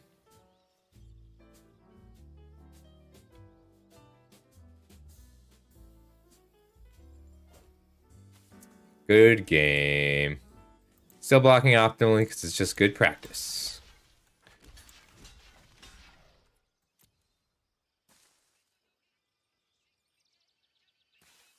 I don't think I have a bounce spell at instant speed. Yeah, milling those 2 islands, and after... if I'd had a blue on turn... I don't know. Within my first 6 turns, if I'd had a blue source, I would have had that. But that's okay. We gotta fight wizards today, and I understand.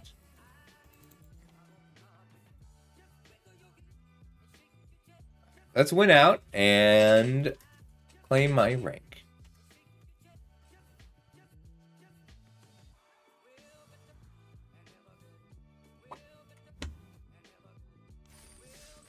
Here we go.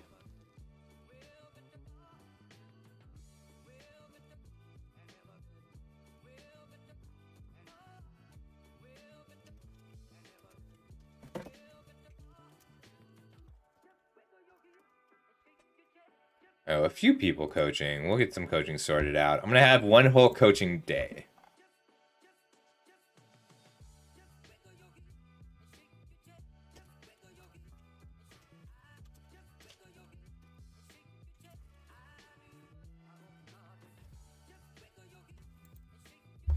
Hey, Unsatchmo, how you doing today? We're having some fun. We at Mythic, I'm just finishing out the draft, and I'll have a dedicated Let's Hit #1 stream sometime this week. My elo is pretty high, so I'm going up a lot per win. But I know a lot of people have been really grinding, so like the people who play every day are going to be tough for me to pass. I did it last time though. It's tough hitting number 1 on 1 day a week. Well, sure. So it is a point redeem. Can I keep this on 2 lands? Maybe. It's so strong if I can just get that espionage off. I'm gonna keep this. The upside is just too high. Yes! So there's the land we needed. So it is a point redeem on Satchmo. So I think I only have 1 or 2 slots left. But I would be happy to coach you. I'm gonna have a dedicated coaching day, probably Tuesday or Thursday this week. Yeah, you're tapped out. I'll put down a Rager. So playing the Geyser or the Espionage would have been nice if I had, just to get the War Leech down this turn. So I would Geyser here, but I really just want to get this off the board. So let's attack first. Alright, that's fine. We're going to Geyser anyway. Because I want to kick the War Leech. Oh, wrong card! That's okay. So the reason I didn't want to espionage... Okay, so that was a bad misclick. But the reason I didn't want to espionage that turn was because I would have had to discard a card, but I drew a creature I could play. So everything's great. That's fine. I'm willing to trade my 3-mana draw card for your 4-mana draw card. Especially because if you don't hit a land here, you have to discard.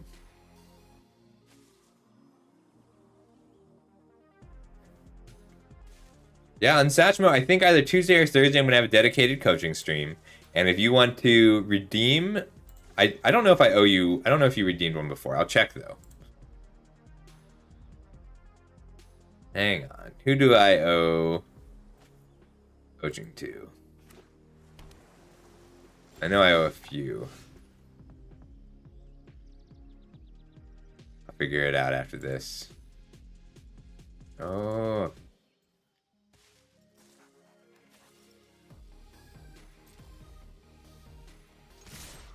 Alright, this self-mill is really valuable with Necromasses and Tears in tow.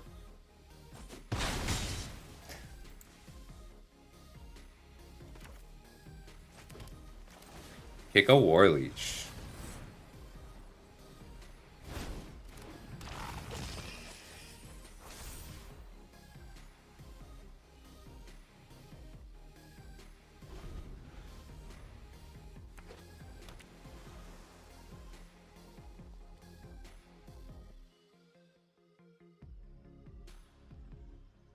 There we go. Now I can see everything.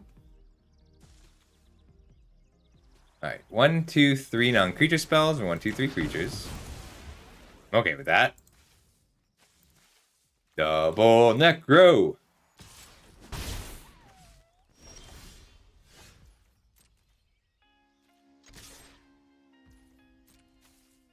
I think I'd rather Rager Necro. Just to play around a counter spell. And if they probably want to scatter that?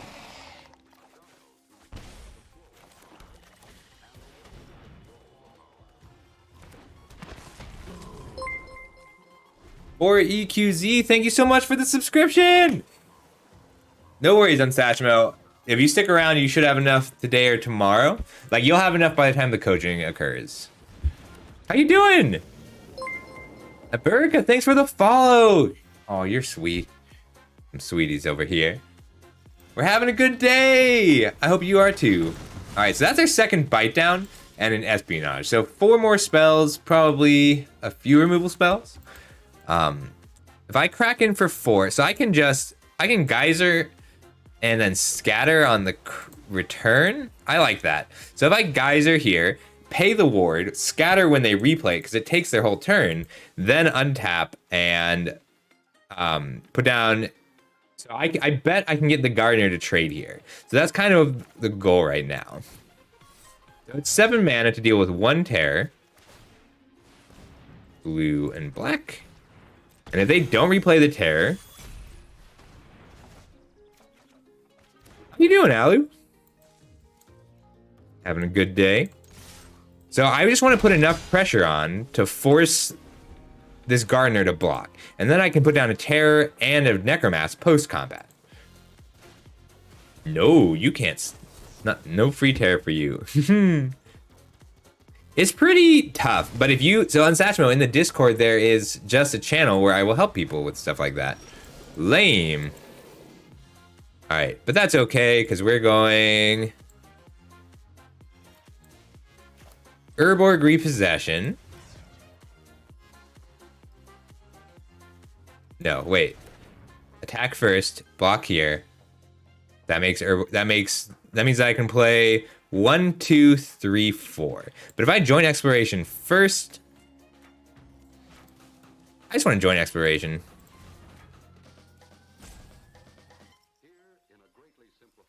All right. Attack. This is gonna be a hell of a turn.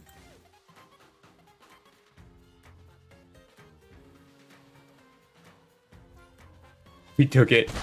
That's so exciting. All right, I don't know what they could have here that would kill me. So 1, 2, 3. I need to go Necromass first.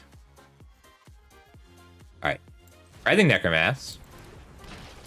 Urborg Repossession. Picking up a Writhing Necromass. Tolarian Terror. Dang, I did it wrong. I was one short. I think I still want to put down the Necromass over the Terror. So now they block, and even if they block, I still punch through for 4. And I'll trade off 2 of these, replay the Terror, and join Exploration. So join Exploration gives me 3 chances to hit and extinguish the light, and I still have 2 left.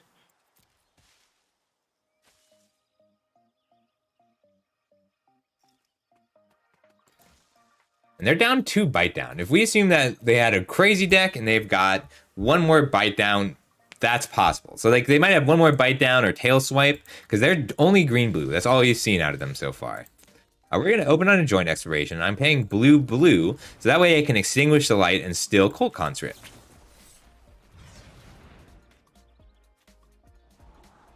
We're going to put these both on the bottom. Try and hit that extinguish the light. Damn.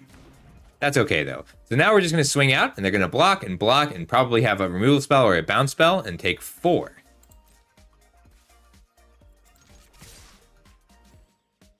I think we're 4-1. We might be 5-1. Bite spell? Bite or bite? Oh, that's okay. That's okay, too. We still are presenting lethal next turn through 1 blocker. We play an island, put down a Terror, pass turn. And we're still on draw removal spell, and I have 3 hard removal spells left. So 3 creatures on the bottom, 15 cards, 3 of which are hard removal spells. Nope. Good game. See how much we go up. Tolarian Terror is so good. Like, this is just a monsters deck. I just put down monsters. I almost want to put the other Urborg Repossession back in. But I don't know what to take out for the other Urborg Repossession. Or a Battle Rage Blessing.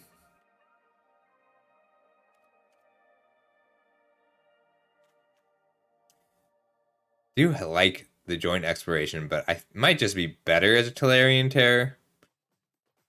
As an Urborg Repossession, which is a Tolarian Terror or a Necromass.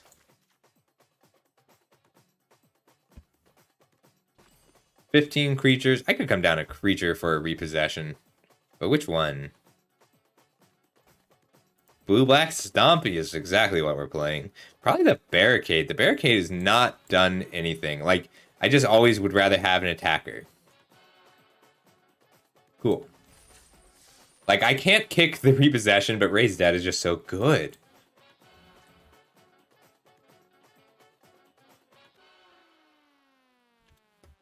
It's a good idea to just look at your deck, see what you can change. I like blue-black Stompy. Like, this deck is short, probably 2 Eerie Soul Tenders, but Ragers do a fine Eerie Soul Tender impersonation.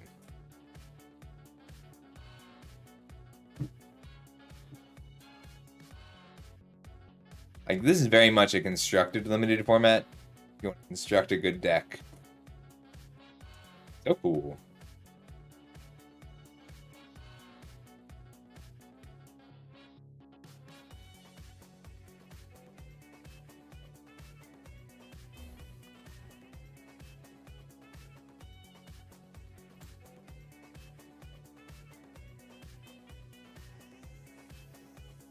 Saga Storm. Looks like fun.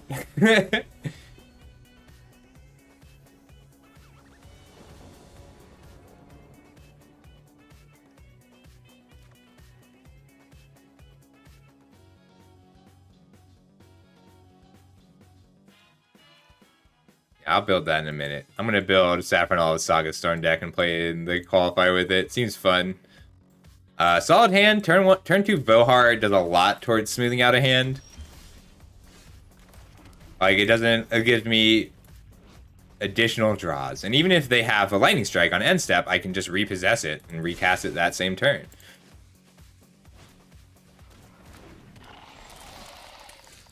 Battlefly Storm is so funny. Like, it reeks of desperation. It's like, you just didn't have quite enough good cards, so you picked one that requires you to hold mana up to trade a little later. Rude. How dare they?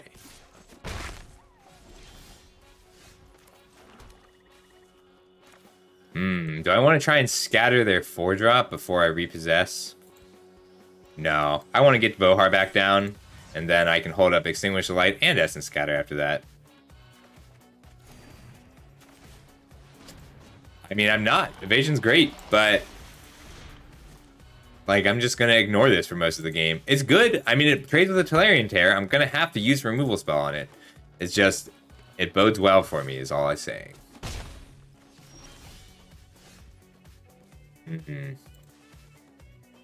I should put a Forest in here. I really want to be able to kick that.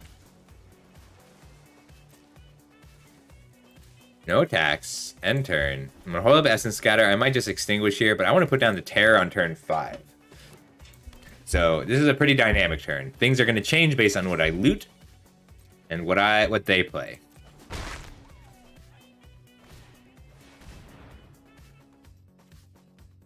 I think I'd rather use Extinguish on this. Yeah. No, I'd rather just Extinguish this Swarm and then tap out for a Terror.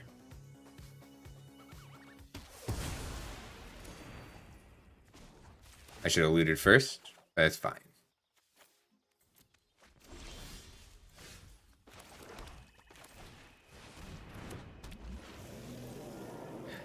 Neat. Right, I get to start attacking now.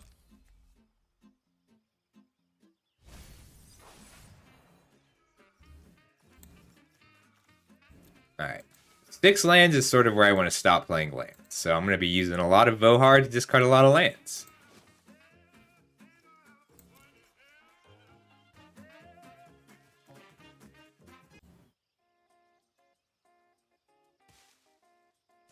Like, I did have to waste a 4-mana removal spell on their Swarm. Not too happy about it. Oh, hey there.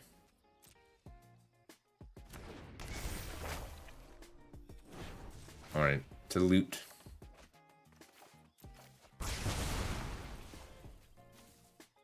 This is a good blocker. That was a good draw. Let's get in there. I can hold up Scatter even if I can't hold up Extinguish, but I don't mind just extinguishing on my turn. I will Vohar as many times as it takes. I'm not going to loot because I can play the 6th land and Extinguish and Scatter on my turn, but if I draw something else, I want to be able to discard the land. If I can cast Necromancer and Terrors, then I don't need more lands. I do want to filter my cards a bit. I'm going to scatter that. I don't want it to be able to block my Tolarian Tear.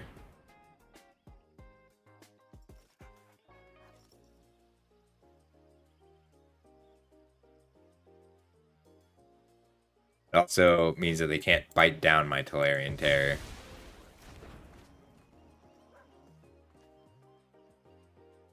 They can't kill Tolarian Terror at all unless they Battle Rage Blessing, but then I have Extinguish the Light.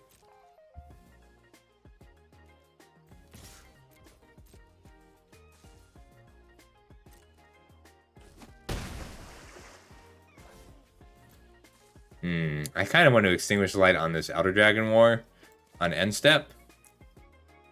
So I'm just going to pass.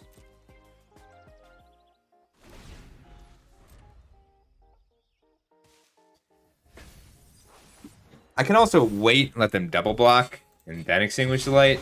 I don't think they have a pump spell, at least at 2 mana. No Battle Rage Blessing, Gaia's Might, or Colossal Growth, because they would have blocked and used it. That's a must kill, so I'm going to kill that.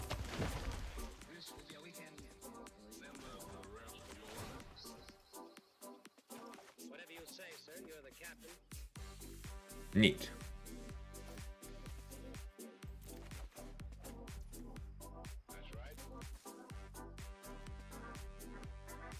Let's see, if I attack, they'll double block. I get to kill Namada and the dragon. I just need to kill Namada. That's scary.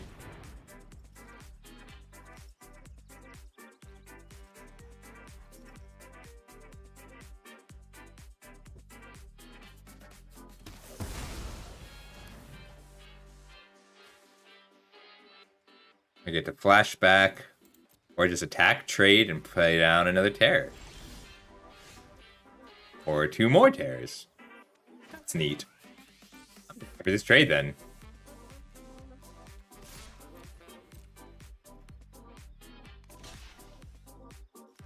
What would I rather kill? Urg is likely to become a 5/5, so I'm going to kill Urg, because otherwise they get to scry away a land and then sack a land to trade with one of my fresh terrors.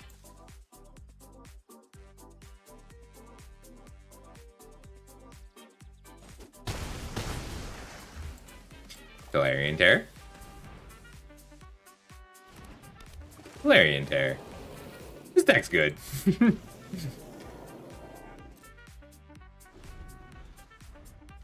Yep, that's exactly what just happened. Tolarian Hydra. They killed one and I made 2 more.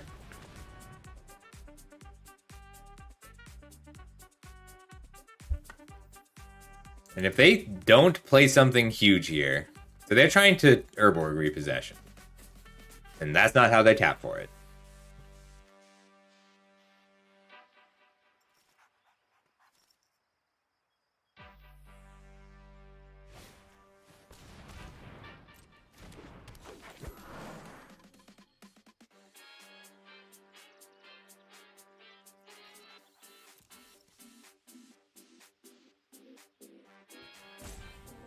If I swing out, they'll block and block.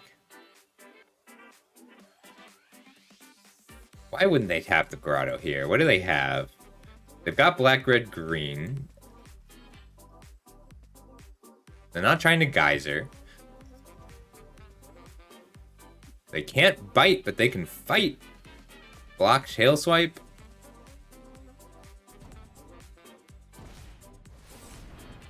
Alright, so that puts them to 12. Can I win here? I can if that attacks.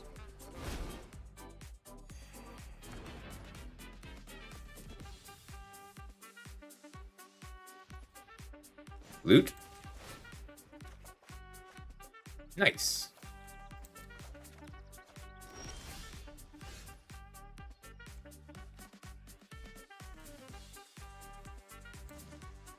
I'm gonna loot again.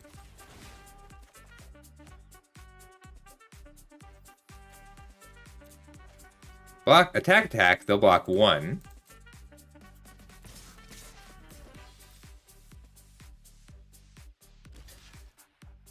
Puts them to 7. I'm gonna have to give them a Saproling, aren't I?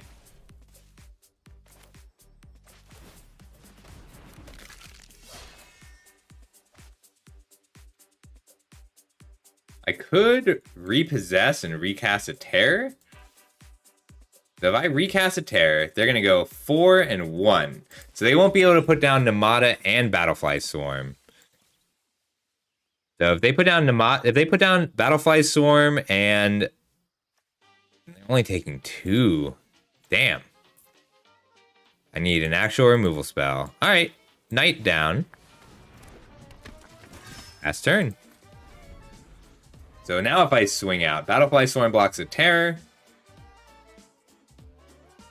I'm gonna have to just give him a sapperling, aren't I?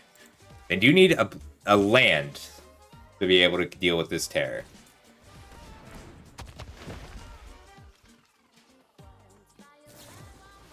No! They had it. Now they double block and block.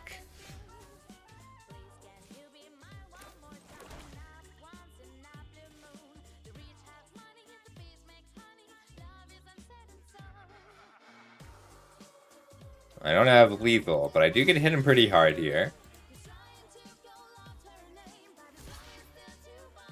Alright, so they blocked like we thought. 2, 3, 4, 5.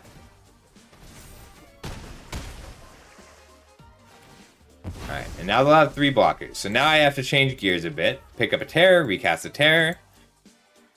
And hope they don't have more removal. No! Damn. Top decks like a champ. Alright. Well, Namada made this very difficult. No blocks.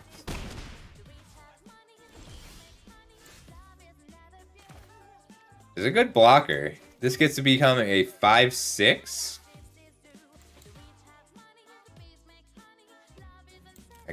Bohar is exiled. I'm at 1, 2, 3, 4, 5. So I can exile this and play the Terror this turn. The Necromass next turn. Do you have any flyers? No. It's gotta be a Terror. But if I use this, the Necromass costs 6 next turn. So I'm just gonna put down the Necromass. Namada's a real bomb. Always first pick Namada.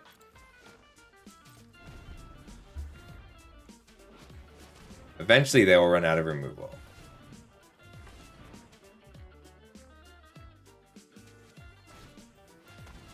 Oof, but a blocker, they're not going to run out of those. I just need to draw an actual removal spell for Namada.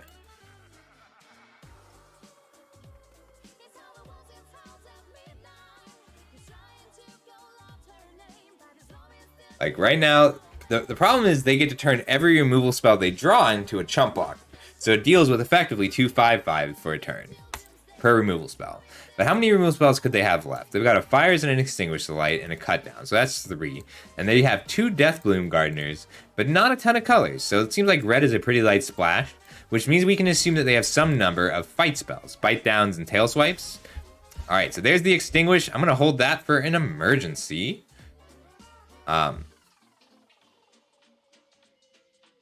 If I kill Namada and swing out, goes block and Death Touch, block to trade, pick up again.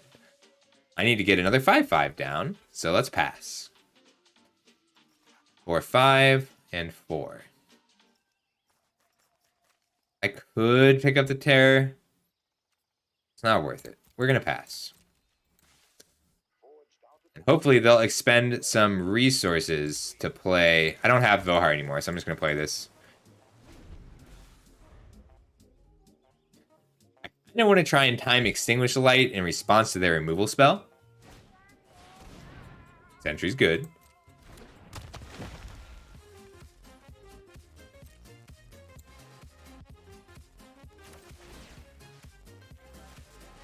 Oh, I played this game of Tolarian Tears.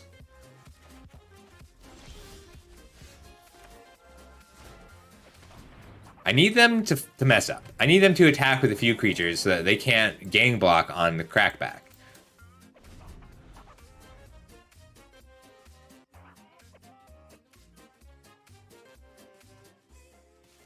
If they activate the Battlefly Swarm and go for a Bite Down, then I want to Extinguish the Light. Uh-oh. That's a lot of mana. Can you stop? Jeez. Yeah, Sentry, Ancient, Fires, Extinguish Light, Sentry, Ancient is a lot.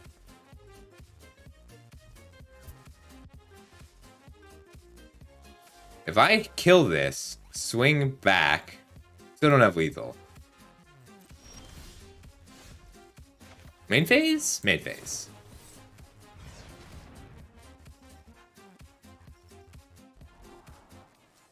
Liar's a big deal.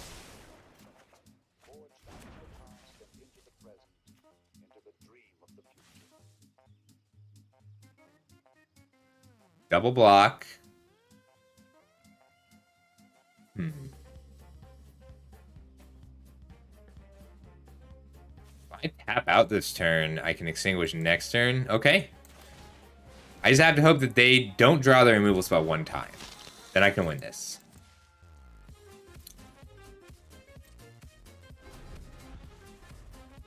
Connoisseur is what I've been looking for.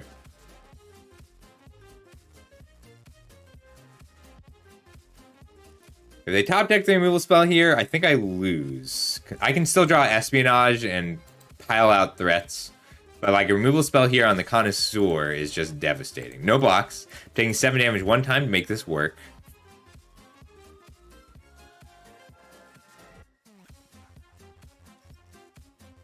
Team Cat Gamers, hey! How's it going? Thanks for the raid. I'm Scuffle. I do card games. How you doing, Ida? So, is Team Cat Gamers like you and Sword and Statues together? I know, but Wednesdays are like literally the only thing I can't do. Everybody check out the Ida. He does these tournaments, including Draft Club, which I'm a big fan of.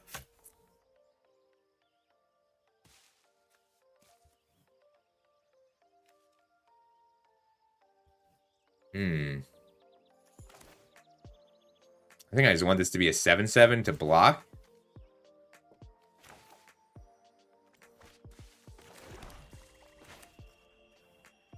Alright, if I kill this Swarm, swing out, then they'll go 3/4 to Connoisseur. I'm just going to offer the trade on the Connoisseur. Got it. So who gets the shout out? Should I just shout you all out?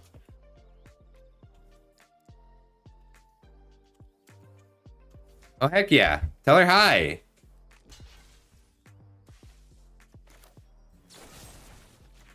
Alright, we'll extinguish the light here to kill the Namada. And I hope this isn't a removal spell.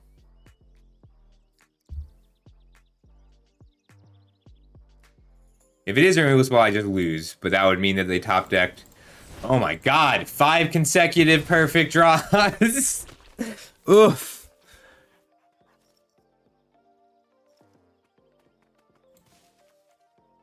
I was thinking, there's no way they drew Fires. There's no way they drew Urborg Repossession, Moss Spirit Ancient, Magna Goth Sentry, Fires Victory, Extinguish the Light, Tribute to Urborg.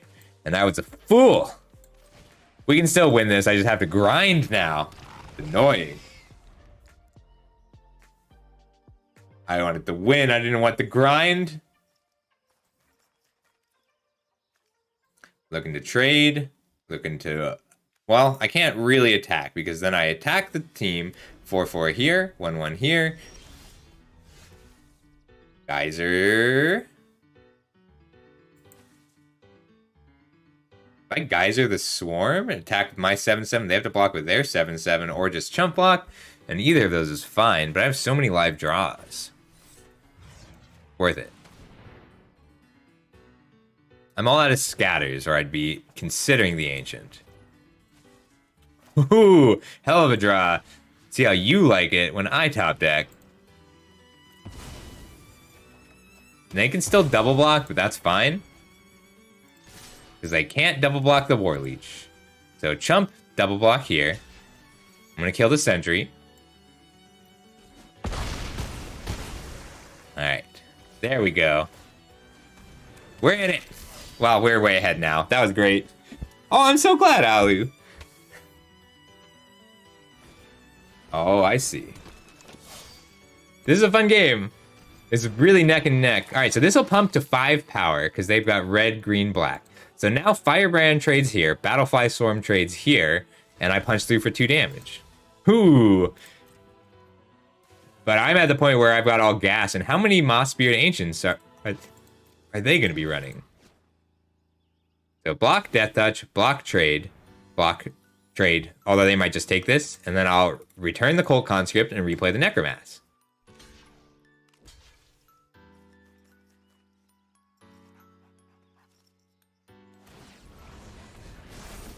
Like, I still have a Phyrexian Espionage,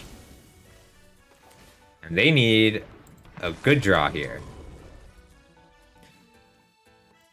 They had all their top decks in a row, and then I had all my top decks in a row, so it worked out. Thank you so much for the raid, you guys. I really do like... I watch a lot of the Edits content. Ooh, Tail Swipe? Let's go. And they can't actually kill my Necromass here, because if they do, I just pick up the Conscript, because this is instant speed.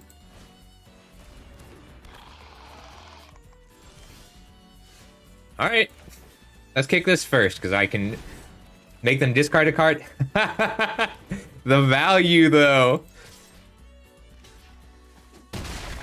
Alright, there's another lethal attacker. And they're down to 10 cards. We have ground through their whole deck at this point. I only have 4 cards left, I didn't realize.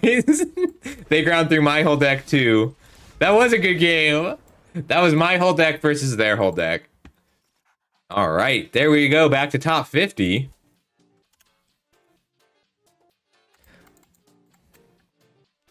That was a fun one.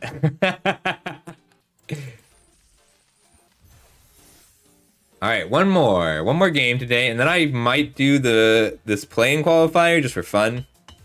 I kind of want to try this deck, and like, what better place to try this deck?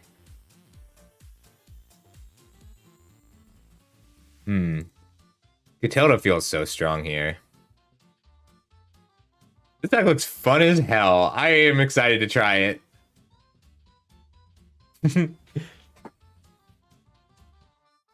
I feel like I should watch Saffron's video. I'm gonna watch Saffron's video on how to play this, because I think I have a good idea, but maybe he'll show me something crazy. I'm pausing music just for a second. You're gonna hear Saffron Olive's voice for a moment. Well, we'll sack the Fable and the Mirror Breaker, take some damage.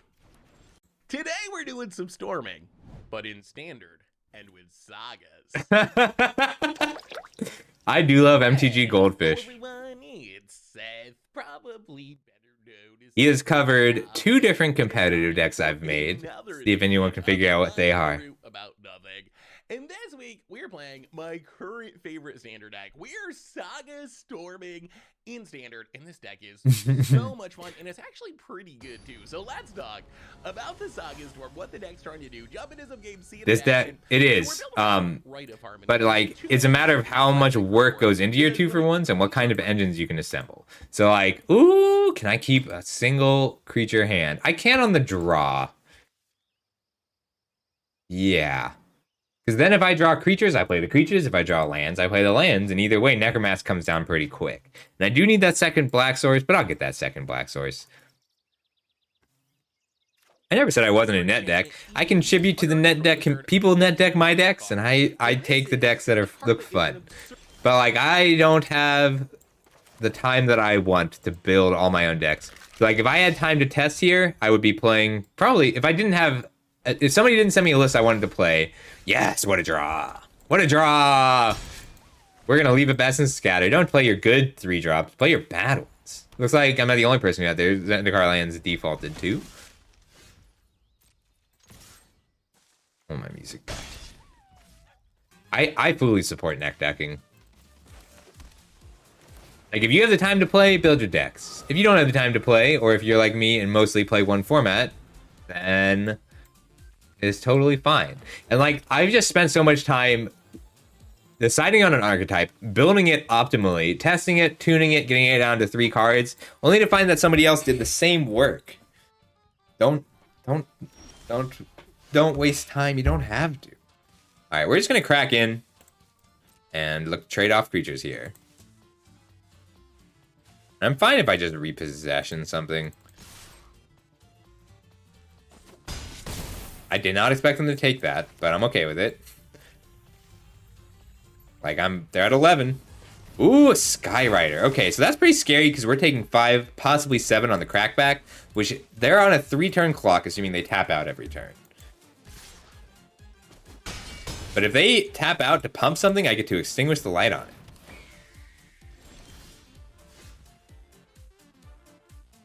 We're just going to crack in for 3, put down the Rager, and probably double block. Depends on what I draw here, but it's probably just going to be a land. A land would be ideal, an untapped land, because I only have untapped lands left. Damn. That's okay. Still going to double block, because that lets me play a Necromass or Urborg Repossession here.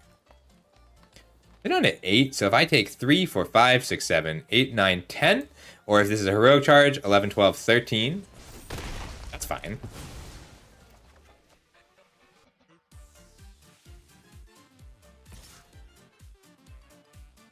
Unexpected. I kind of thought they'd swing out there. I'm okay with it, though.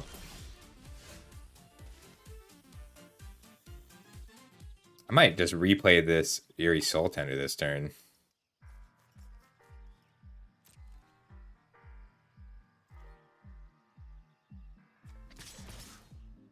Four, 5, 6, 7, 8 is likely. Not going to be double Guy's Might anyway. So activating here does kill both of my creatures. And I extinguish light in response. I should have just extinguished light pre-combat.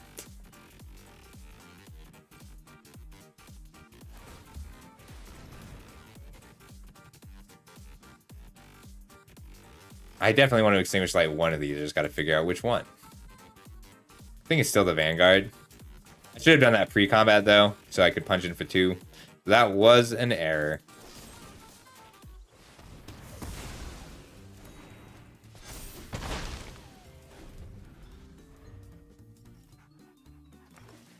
Yeah, that was a bad attack. I regret that now. So 3, 4, 5, 4, 5, 6.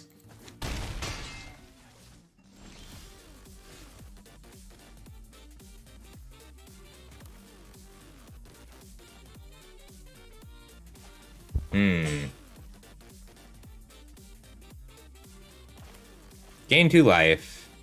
Replay the Soul Tender.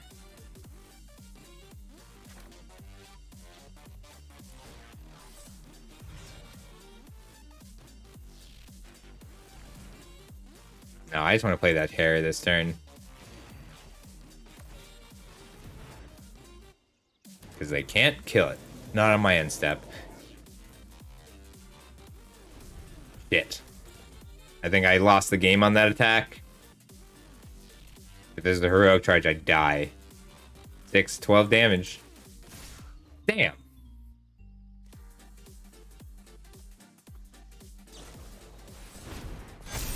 Eight, 11. You got me. Oh, it's okay. Oof. I did need to draw a land there. Like, a 5th land would have been fine. Alright. One more win. Let's go. This is my last game either way, and then I'm going to play some Standard. So, like, that was a misplay. I would have still lost. But if I hadn't attacked, I could have extinguished the light on the Griffin Protector. I probably still would have hit the 2-2. We're 5-2 right now. Or 6-2 right now. So you want me to lose this, Alex. We're 6-2 right now. So if I lose this, you win. And if I win this, I think it's Herrick's wins. Don't be unfortunate. It's okay. You are allowed to root for me to lose when you have gamble.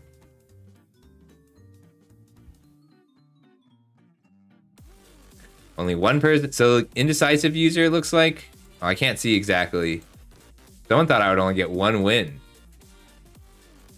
Person thought I'd get 1 win. Looks like they were just putting in points. Comment thought I would get 4 wins. Alexander thought I would get 6 wins. And Harris went all in with channel tips.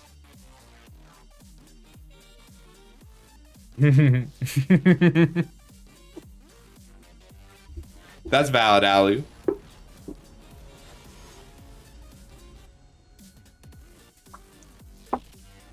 If you're just joining us, we are 6-2, and we've got some gamblers. I can keep this. Turn 1 conscript, turn 4 extinguish. Hopefully I get something in between to bridge to these late game plays. But I really like having access to these late game plays early on. And a cult conscript is like, this is when you want it. Aw, thanks. I am hydrating. Always play your island. Let them think you have Essence Scatter. Alright, well, my late game is secured at least. My mid game is lacking.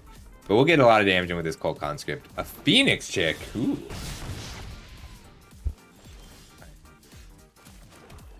Let's switch gears a little. I'm just gonna... Sure thing, Luna. I will and I will. I mean, I already am. Let's play around a scatter this turn and look to... Well, they have cards I'd rather extinguish. Let's just play into the scatter then. Ooh, okay. Pass turn. I'm gonna offer this trade. Okay. They're digging. I just gotta play Magic for a bit, and then these will come down.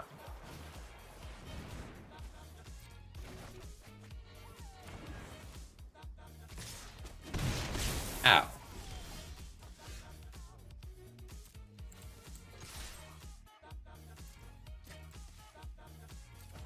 And now I'm going to offer this trade here and hold on to this Extinguished Light for a bit. Should have attacked last turn too, because I could have... Any removal spell that kills a knight also stops me.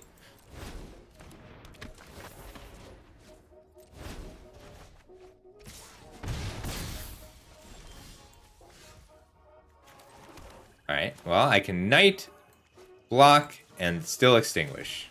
Let's pass. Extinguish is important because a life gain right now is important.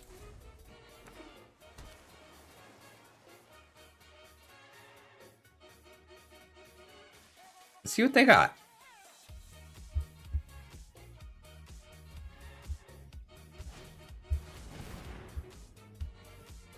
That's fine. I'm gonna let that happen. Block here and extinguish. I'm just going to extinguish, because if they have a shore up or something, I want them to use it. I really want to play this Terror on my turn. I'm going to put down the Terror even if they counter it, so I can still block the Amplifier. And I did want to check that. So, like, if they countered this, I don't want to attack here. That's why I played in pre-combat. Oh.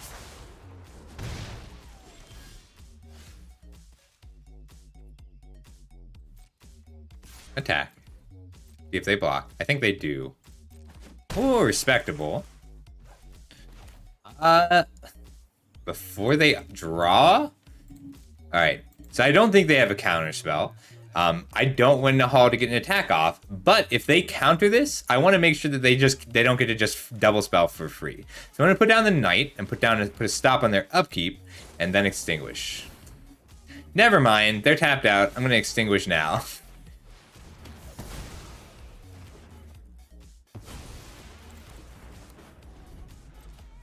Nahal duplicating a lightning strike is lethal a lot of the time, so you gotta kill it dead. I was just playing around shore up though. Getting in there.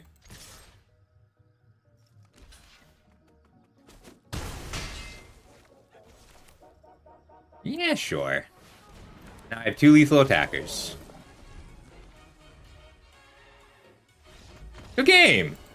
Alright, everybody. Everybody who put in on 7 wins, I appreciate your faith in me. I think, sorry, Alex. I appreciate you donating some points to all of these people who believed. So a lot of people just won some points. We're going to stop at 68 for today, and I'll have a little bit of time to climb later. For today, we're going to go ahead and fire off this Storm deck, because this just looks like so much fun. I'm not as well versed in Standard as I want to be, but this is a good chance to get some practice. So the decks that I have currently. So if you don't watch me play this a lot, I do have unlimited access to wildcards, so I can sort of build whatever I want. And I built a few standard decks. So Duplo-Lock is not ready. Legendary Humans and Legendary Humans doesn't have a good mono black matchup. But Domain is close, and where's that other one? Something get banned? I could have sworn I had mono white built. Where's my mono white deck?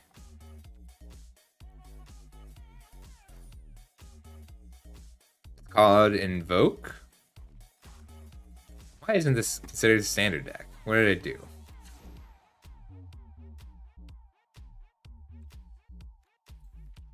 Does it really default to alchemy for some reason? That's dumb. There's not a single alchemy card in here. You won, Herix. You got some points. I won too. Everybody wins today.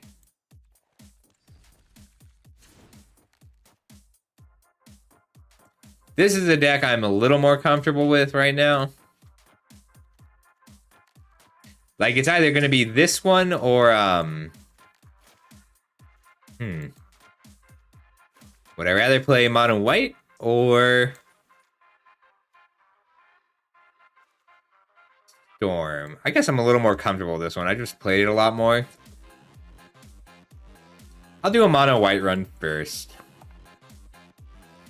I think this deck is solid when they don't have, Sorry, Alex. Well, let's import it at least.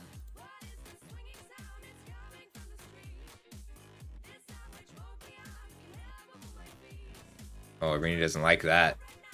I gotta delete some decks.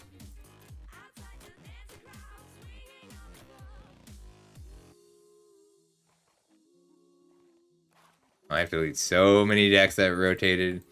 My dead Frosty boys are gone. That's Ice Zombies with Narfi, the Ice Zombie Lord.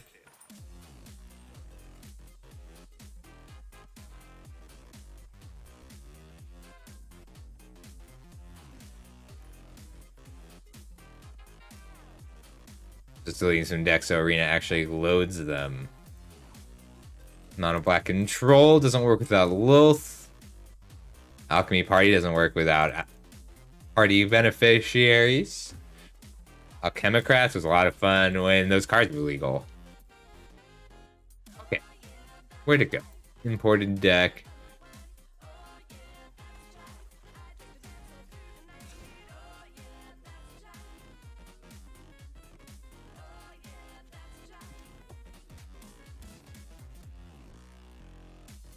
What am I missing? 7 rares? Is it better to just open the packs? Probably better to open some packs.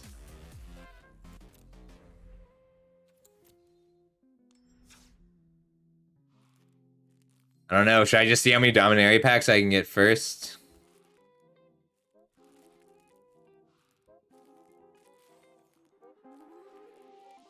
Let's do 20 packs and see if I get any Carplusins.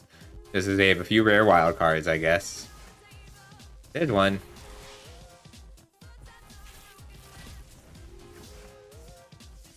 Nope. Alright, 30 packs. I'll keep 100 Dominaria packs. 40 packs. No Carplusin Forest. 50 packs. Dude, just draft. Alright, whatever. I'll stop there. Keep 100.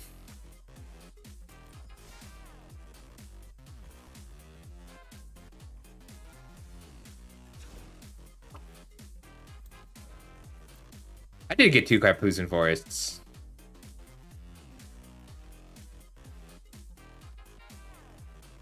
Alright, I want to try this one time. I'm going to do one regular standard game.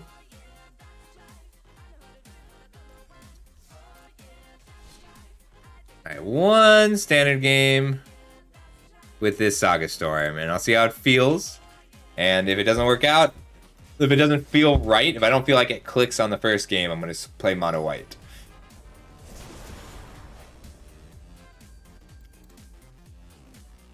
Because honestly, for a Storm deck, this feels pretty straightforward.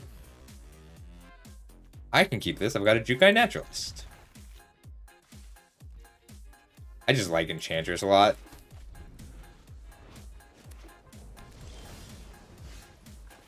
Great draw. Especially because I can Restoration of Iganjo next turn. Or just Fable. Fable might be better. Or both.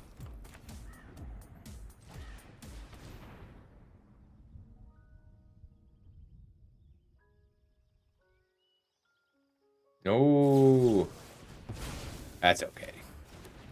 I'll still have my land drop next turn. I'll be able to play a land and a Fate. Touch of the Spirit Realm is cool for resetting these.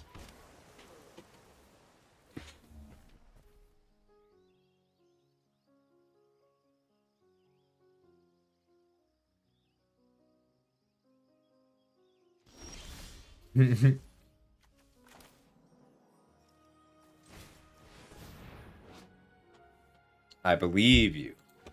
It's kind of interesting because you want to sync up, you want to play multiple sagas in the same turn so you can sync up that ETB.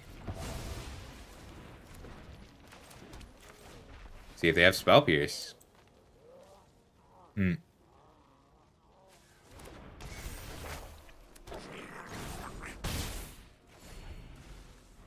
Seems good. I think this is a pretty rough matchup just because of the Naturalist. I'll pitch Catilda because I can flash her back. But just being able to touch the Spirit Realm here and Wedding Announcement in the same turn seems solid.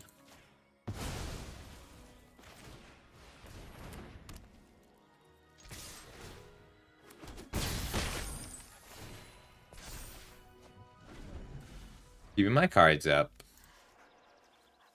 Negate, make disappear, and Hadijin. This seems fun. Alright, I'll give it a try. This just seems a little more interesting because the mono white deck is good. I think it plays really well. It's just weird because it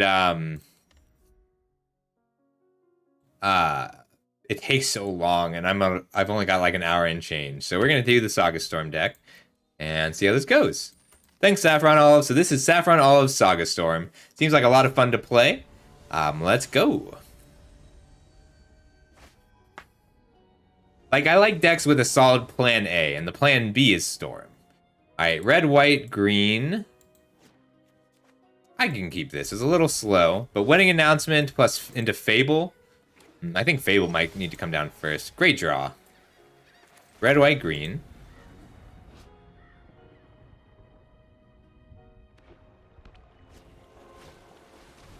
Oh no! That's devastating. Uh-oh. I don't know if I beat that. Thalia is too good against me.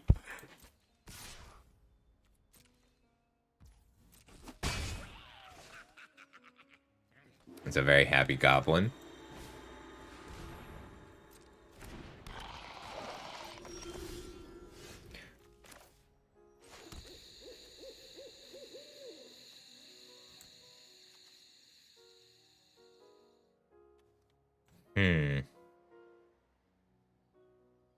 I think I still just have to put the Naturalist down. Oh my god, this Thalia just completely shut me down. I didn't even think of that.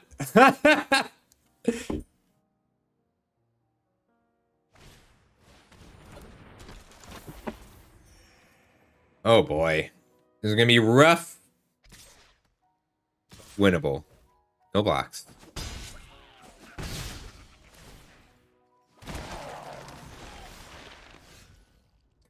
These things cost the appropriate amount of mana now. So I'm going to take a big hit here. 4, 5, 6 damage. But then I get to start gaining some life back. Ah, why didn't I attack? That was dumb. This is going to hurt a lot.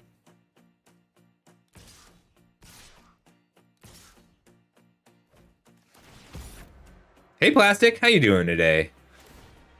I'm getting blown out by a Thalia right now.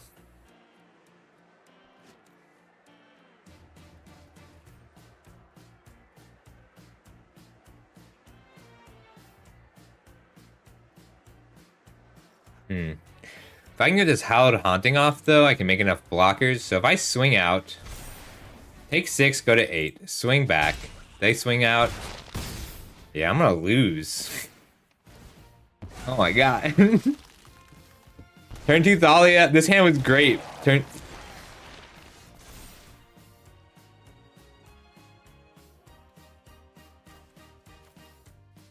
Yeah, I gotta get Catilda down. That's my out.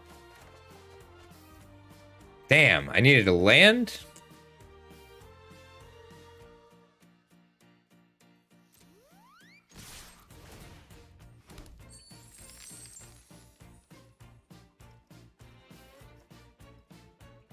Hey Megrim, how you doing today? We're in the playing qualifier right now.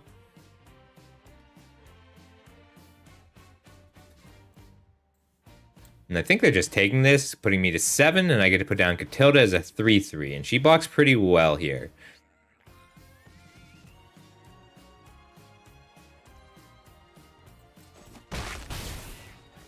I need that treasure. I would have been okay with a land. Like a white source off the top, and I would be fine this game, because I can put down Catilda, and another body. Or if they hadn't played a turn 2 Thalia, I would have won this game. So I am learning a little about how this deck works. That's good.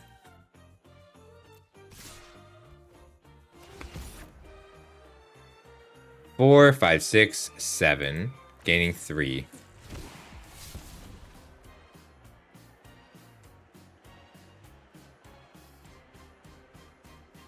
So I'm at an effective 10, taking 1, 2, 3, 4, 5, 6 to 9. And then a creature dies and I'll lose life. So they need to discard a land here for me not to die. Well, that wasn't a land. 1, 2, 3, 4, 5. That'll do it. I cannot believe the extent to which that Thalia beat me.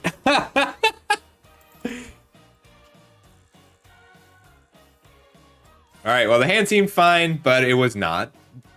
Not the best start to a playing qualifier. I think the MIQ is next weekend, so it might not matter. Because I'm going to play in a store championship, probably.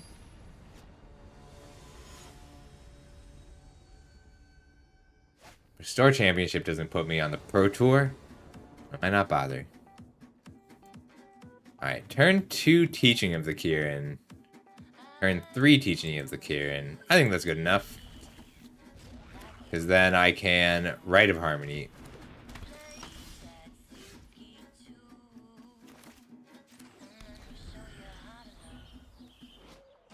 Should have just played Mono White. Because it's really good against... Mono White is great against both the decks that I played against so far.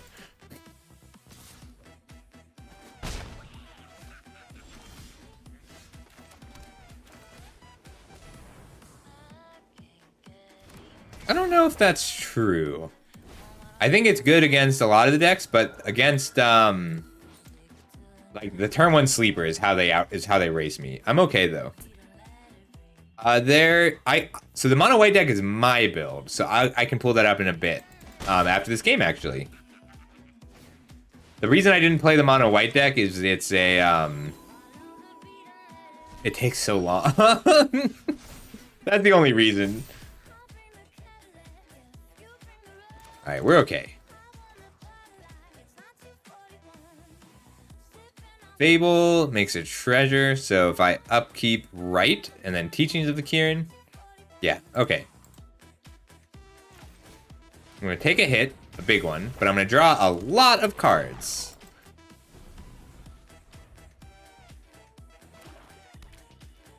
Yeah, this is Saffron Olive's deck. It just looked fun.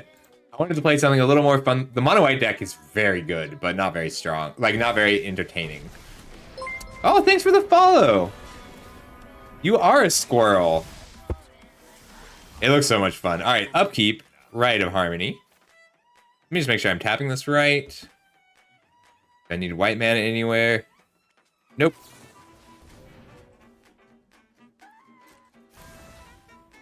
Alright. Draw. This is good.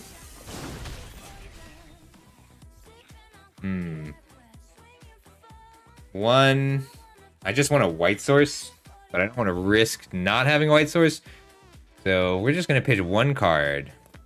I'll pitch Wedding Announcement. Nah, just the Fable. Damn. Carplucin Forest. So I can either Teachings to draw 2 here, or if I attack with the Goblin Shaman. So I attacked here with the Goblin Shaman. Blink, then they have to give up a creature to keep Sorin alive.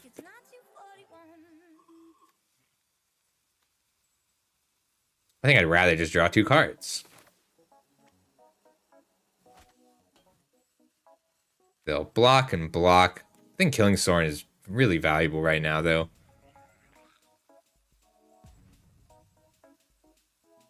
No, but if I Teaching of the Kieran, I can at least make this a 3/3 and attack. And I get to draw 2 cards as well.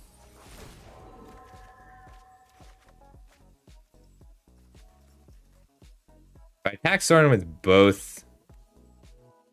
Nope, it's next turn. Alright, we're just gonna pass.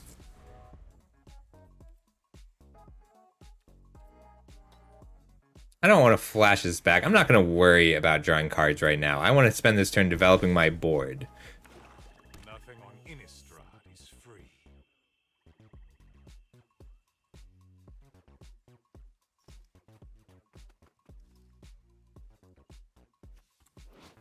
They can't outcard these rights. But I am down 3 copies right now.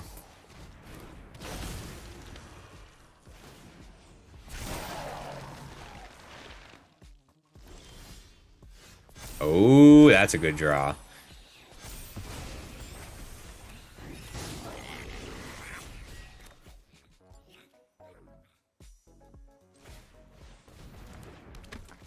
You can have another vampire.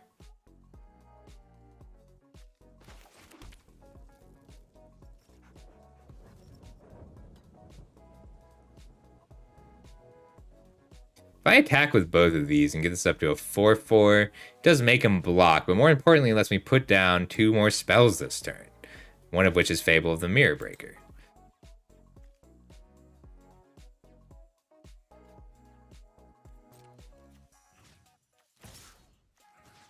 These 2, because I want to put down 2 more cards this turn.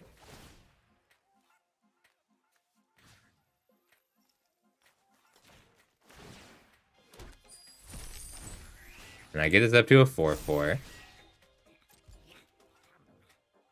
And then put down Wedding Announcement and Fable.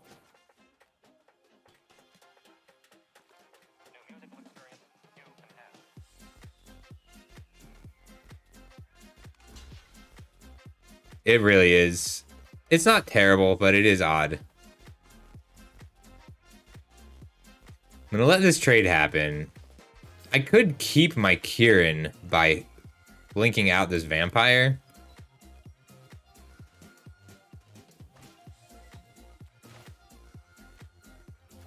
Yeah, I like that.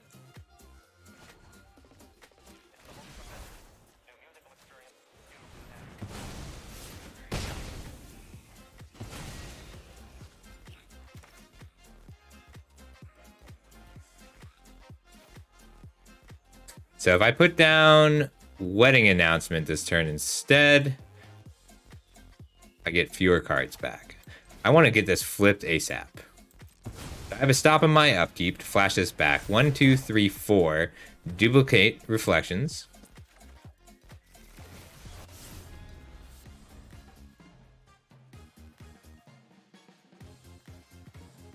I can duplicate my Jukai Naturalist. My ways are not for the weak. No, not yet. I want to end step duplicate the Jukai Naturalist. Pitch the Garden, return a Jukai Naturalist. As long as they don't exile both rights. I'm going to double block this so that he can't exile both rights next turn.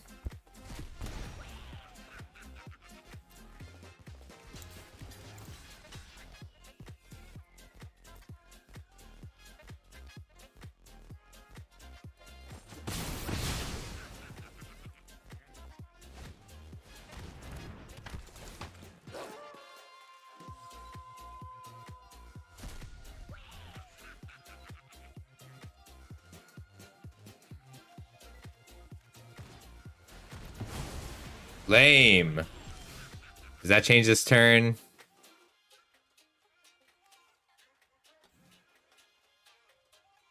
No.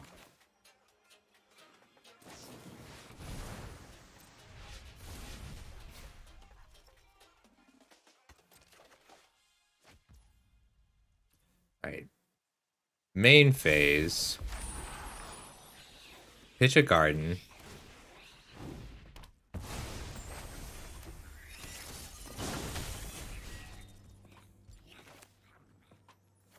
Planes. I can Fable to draw 2 or Wedding Announcement to draw 2, and then attack to draw 1.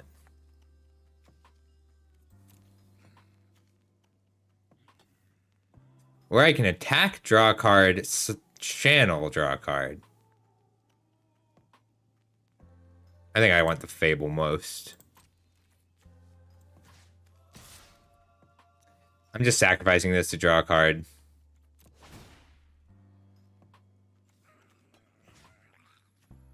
Let's deal with this adversary so he can't pick it up in the late game. Ooh, Catilda's great. Catilda just puts me back in the game with a big way to draw a lot of cards.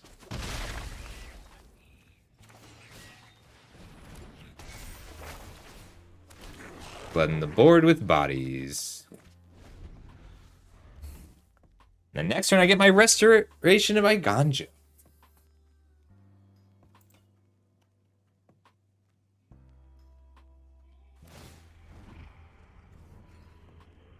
Like, they're drawing 2 cards a turn, but I have drawn a lot more than that with my 3 rights. This is fun. I like this deck. Oh no. I still like this deck, but that's very scary. So they can do X equals 2 to keep their creature alive and wipe my board, and then I get to resto. But they can't X equals 2. They can. Damn. Lame. Meathook Massacre is so good.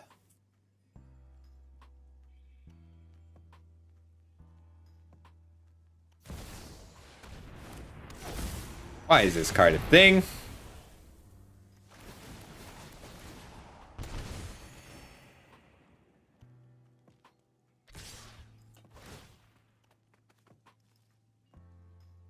Just don't want this to get to 7.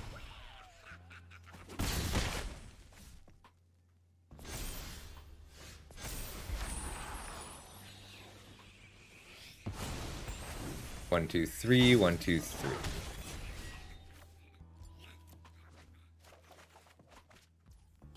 Yeah, but those are some good things to have against this deck. Alright, I want to put down Naturalist.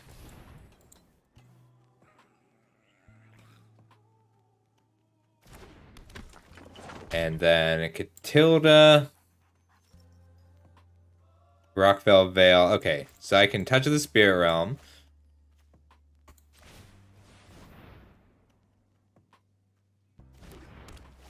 It does. It's working. I'm more worried about my life total, honestly. And then I can either... I think I just want a Restoration and Wedding Announcement, and I'll Catilda next turn.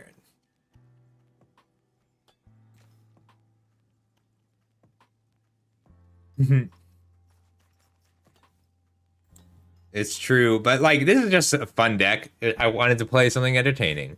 So I can either put down Catilda and Teachings of the Kirin or Restoration and Wedding Announcement. I think it's more important that I get Catilda down this turn. So I'll Teachings first, and then I need a Rockfell Vale to Teachings first, though. And that way, you have to kill the Naturalist in response. Still Catilda. Catilda's a house. Like, that was a very good turn. They need another Meat Hook Massacre here. Nothing on Innistrad is free.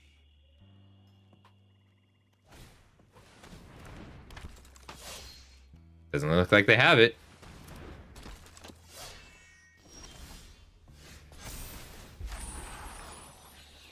If I get this up to a 4-5, that's still 6 power. Let's just get this up to a 3-3. I have to just hope this isn't an Infernal Grasp right now. I don't think it is an Infernal Grasp right now. One attacker here. There we go. Soren's dead. I'm at 16, and I'm feeling good about this game now. Colorless White.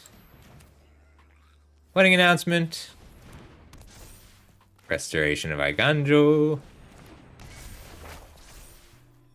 That's my last planes. Play it. Oh, maybe I should have attacked with Architect just to draw a card. I do think this is a pretty good mono black matchup. It's just very difficult for them to grind this out. Blood for knowledge, a fair trade. What do I have? Teachings of the Kirin. My risk of milling.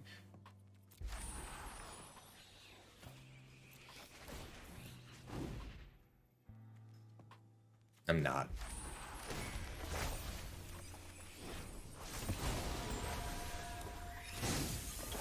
Very nice. That's lethal. Okay, that's pretty fun. All right, let's go again.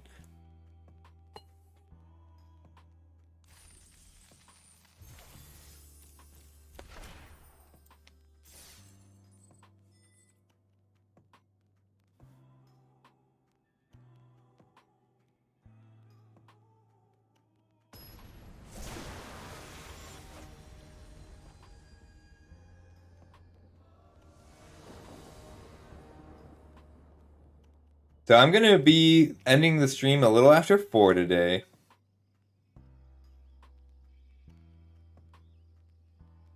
But I'll be playing a little Overwatch with my buddy Bill later. I'm not going to be streaming that except for on my Discord, but it is going to be open if anybody wants to join us. Let's see. Turn 2 Teachings. Turn 3 Fable or Restoration. I'm okay waiting a turn on the Restoration, but it really depends. So I'm going to turn 3 Restoration if this Teachings of the Kirin mills a Jukai Naturalist. Ooh, I haven't seen this deck. Like, I would have guessed red-white aggro until they were Fiends and Tormented. Oh, it's Invoke. Alright, so that's great because I have the ability to attack with my Orochi. Takes a few turns, though. Let's see what I mill. Alright, Teachings is the only relevant card, so I just want to make sure I hit my land drops. I'm going to Fable. Like, I want to make sure I turn 4 Howled Haunting, because that is how I go around the Sanctuary Warden. If I assume that on turn 5, they're going to play the Sanctuary Warden with an Invoke Justice, turn 6, that's something I gotta kill. This is what I gotta kill. I'm just gonna put down the Fable, though. And if they want to attack here, I'll trait block here. Okay, I have seen this. This is basically mono white with just red. Like, red is just for Fable the Mirror Breaker to pitch cards that they can get back with Invoke Justice.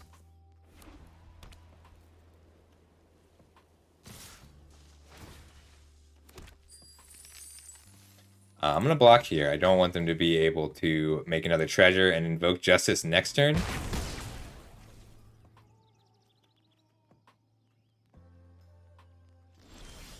I don't think that this deck works nearly as well in best of 3.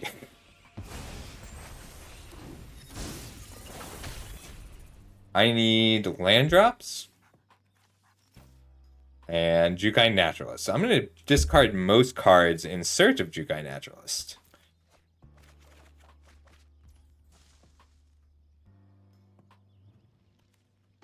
Farmland. Let's attack.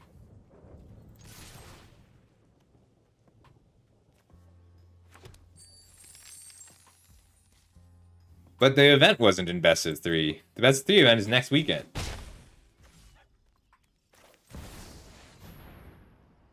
Alright, I'm assuming Invoke Justice is coming out from them next turn. Ah.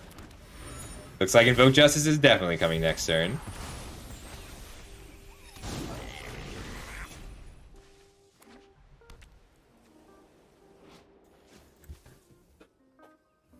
This is going to be tough because they can make a lot of blockers by duplicating their Sanctuary Warden. But this is going to be a rough matchup in general. There's the Invoke. So perfect hand. I mean, perfect hand would have let them play this last turn because they were short 1 white mana. But I'm still pretty boned here. Like, I need a Touch of the Spirit Realm right now. Look at that. Look at that. Great draw. Magic's easy. White, green, colorless. Touch of the Spirit Realm. I don't know why, like, that was a huge mistake. They should have put the counters on the Rafine's Informant. I don't want to sack both treasures anyway. I'm still going to make them. Just in case they block. Let's see. They can make an instance. They can make it a hasty creature this turn, so I do have to be a little careful.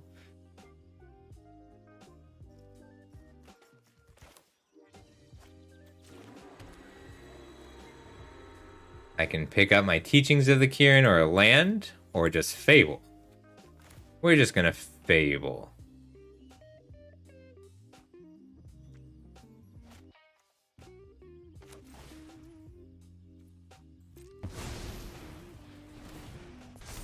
I think he just played it straight.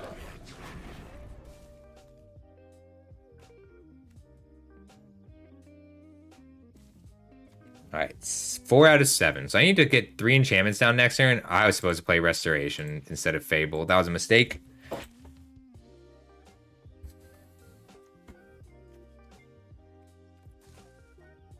Set in stop just in case I get to storm off this turn.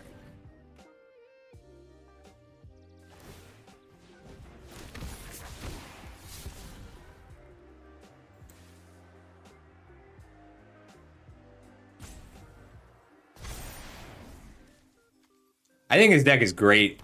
I wouldn't play this in best of 3, even though it's so cool. I would play it, but it's a great best of 1 deck. Just because it's tough to side, like, this is a tough pre-board game.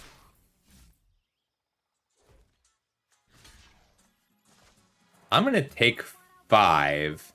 Shoot, if I take 5 and go to 6, then Sanctuary Warden is lethal off the top. But I want to go for lethal this turn. It is. Dang it. I should have played Restoration, because that gives me a Plains to play this turn. Oof.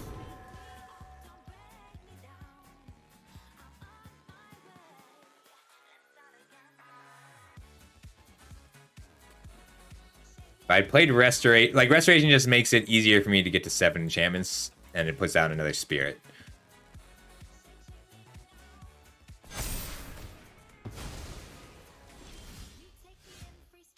Draw. There's a Naturalist.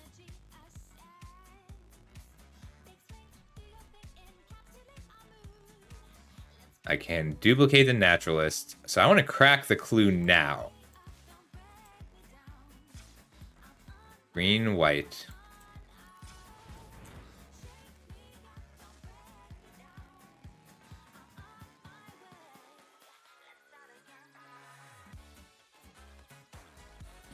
Yeah. I crack the clue on my upkeep. That gives me another card I can discard to this Kiki-Jiki Reflections. Alright. Then I go 1, 2 for Naturalist. Duplicate Naturalist. Resto, Resto. Okay. We're going for lethal. So main. Discard 1.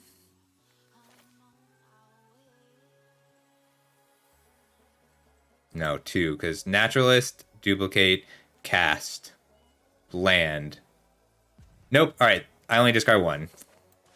Sorry, this is a very tough turn. So green, white. Oh, wait. Yeah. Green, white, Naturalist. Make a Spirit. Reflections. Here. Restoration. Pay the white. Go get a Plains. Play the Plains. Restoration. Sure. It's a Plains I won't draw.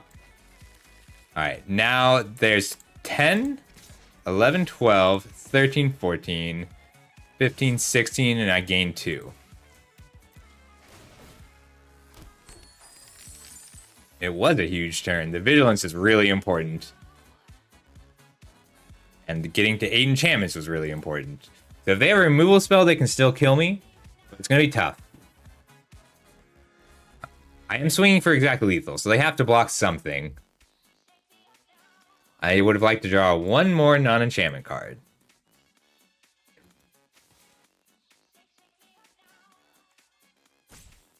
Like, honestly, I think they have to block a Spirit and hope for the best. I feel like I never actually get to activate Reflections. This is a cool deck, too. This is the... So, I have a mono-white version of this that I've been really happy with.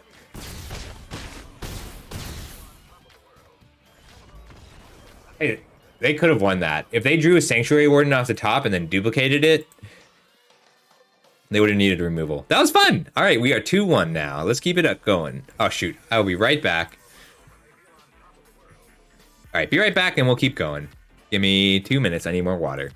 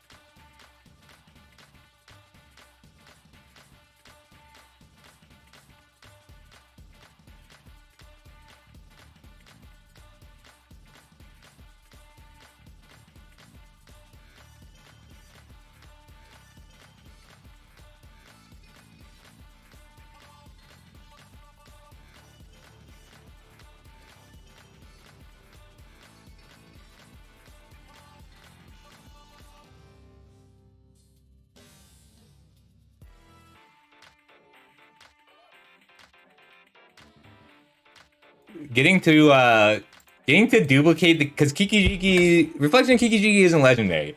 So if you've never gotten to have 2 reflections of Kiki-Jiki out before, then you've never duplicated them back and forth until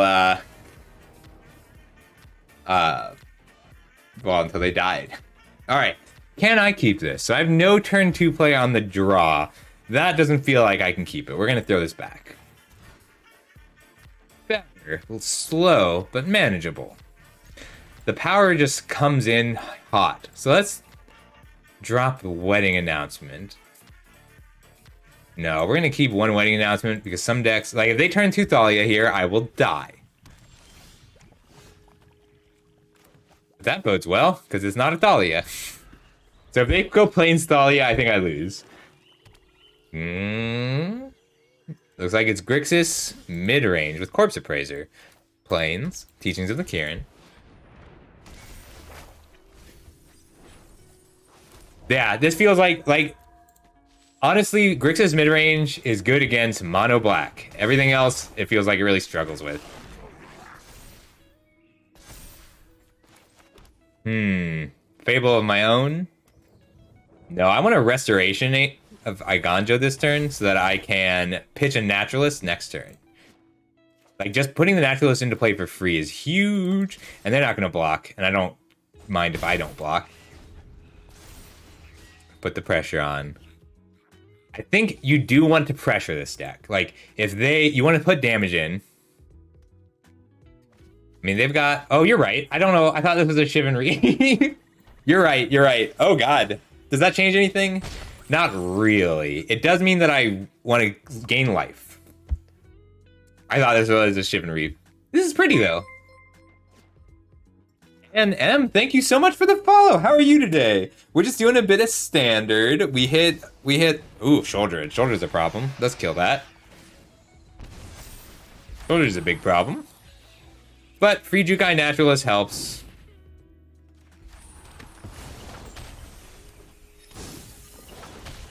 I think I just want to get this Hallowed Haunting down then. So Shouldered says, we need to pressure them.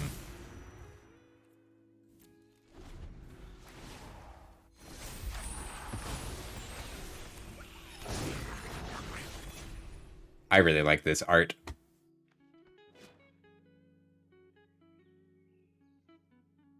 But if we untap here, we're in great shape, because we do have to untap, though.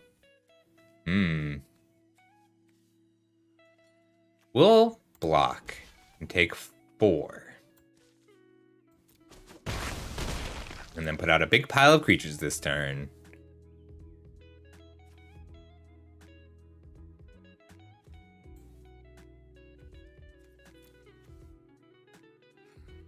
I need to put down 3 enchantments. 1, 2, 3.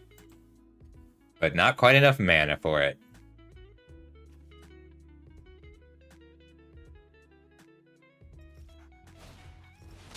Oof. Gonna be creature. Enchantment.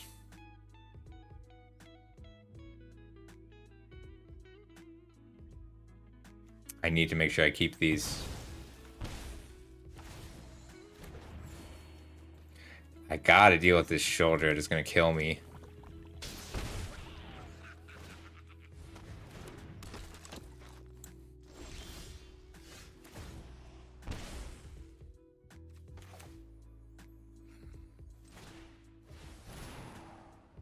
Like, I gotta grind here. This is gonna be a grindy game.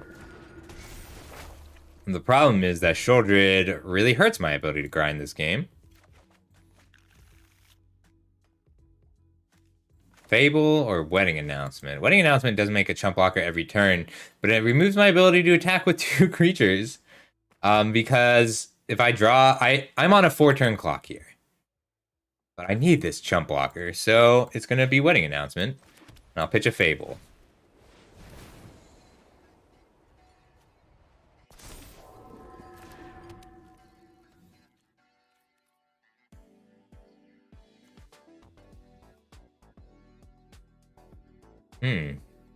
I'll attack. It didn't occur to me that I could attack until just now. And chances are they're going to just trade the sleeper and the treasure, and that's fine.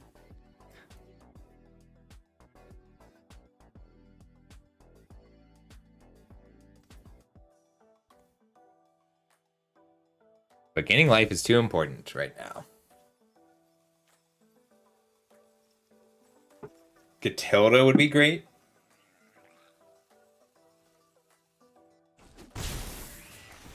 Yes, life gain. He's gonna end step, make an evolved sleeper, go for the kill. Oh, no end step evolved sleeper. Alright, well, if I manage to flip this Hallowed Haunting, I'll win.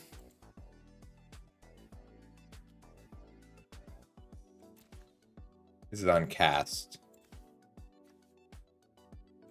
But making a spirit on draw step is going to be helpful.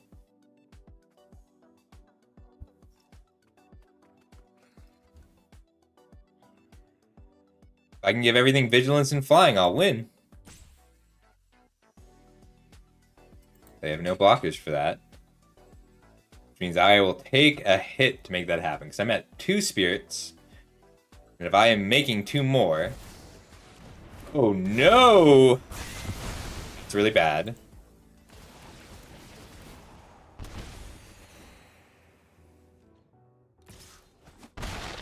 Okay. Because I get to return my Jukai Naturalist to play.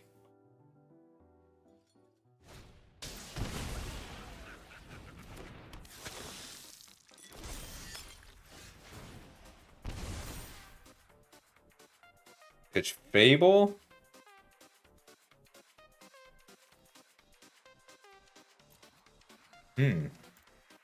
I need this life like I die.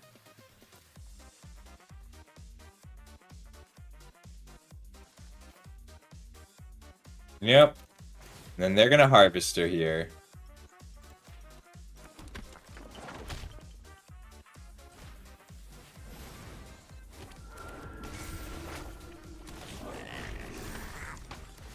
Oh, Shoulder is so good against me. I gotta draw an answer for Shoulder this turn. Or I'm gonna lose. Or kill them. I could kill them this turn. I can't kill them because I can't discard any cards to Fable of the Mirror Breaker or I will die.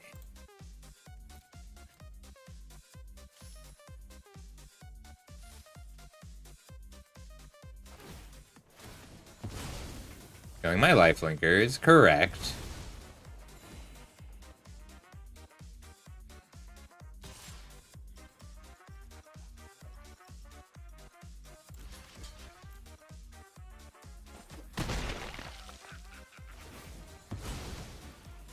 If they can kill their own Sheoldred, I'll die. They have a removal spell. Damn. Doesn't actually matter. Because I'll lose 2 life here and die on my draw step.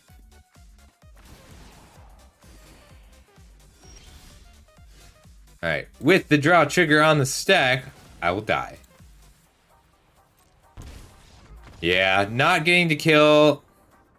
I mean, the thing about best of 3 is you only get to play best of 3 to 1 loss. Which means that if you end up against a matchup, like, what happens if I play best of 3 with this deck and they're on anti-enchantments? If they're, like, green-white anti-enchantments with all disenchants. That's all I got time for today. I can do one more game of this Midnight Hunt draft. And then I call it a day there. If I have time to play tomorrow, I will. Yeah, I'm going to do one more game of this Midnight Hunt draft and we'll call it a night. This is White Blue Spirits with all flyers. This is a solid deck. Let's go. I don't know. I haven't decided. Let me go see who's on.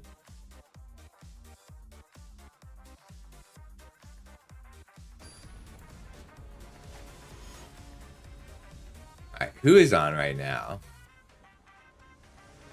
Is she playing MTG? Luna is playing MTG. She's a cat today. So we're going to raid Luna. Because she is also a VTuber playing Magic. But I want to play a little bit of this first. So turn 2 Angler, turn 3 Abomination is solid. Shipwreck Sifter pitching the Angler might be better. Yeah, I want to Shipwreck Sifters pitching the Angler. It's just a 2-mana 2/3 is solid in this format. I want to play some Phasmophobia with people this season. Yeah, we're just going to Shipwreck Sifters and discard the Angler for a free card.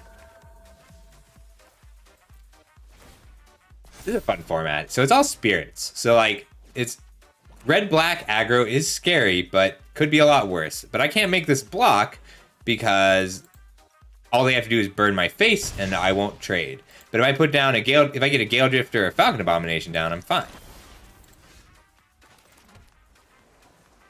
I'm gonna pass and look to block or flip the switch. Because chances are I'm gonna block here and then they're either gonna burn spell or something I can counter.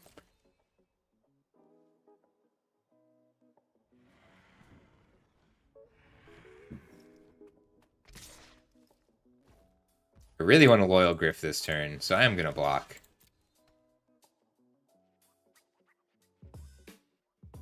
This will become a 3/3, and then I'll pick it up and replay it. We're just gonna grind them out a little bit at a time.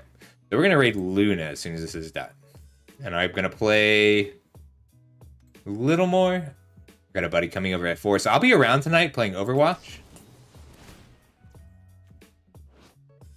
Just +2/+2. That's fine.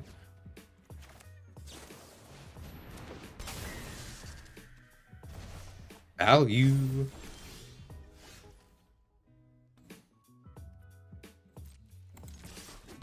And then I can Gale Drifter. The next turn I can Shipwreck Sifters and Falcon Abomination, or Shipwreck Sifters and flip the switch, and I can start using Homestead Courage to power attacks through. Homestead Courage is solid because the Vigilance is very relevant.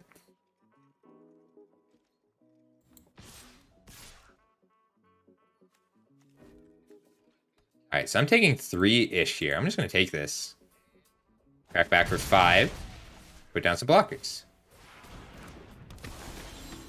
3/2 with Trample. Not a problem.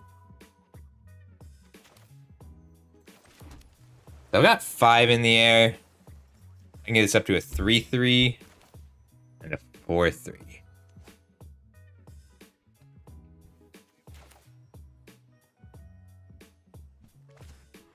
I just play Homestead Courage and flash it back. I can hold up, flip the switch when they try and get a better attack in.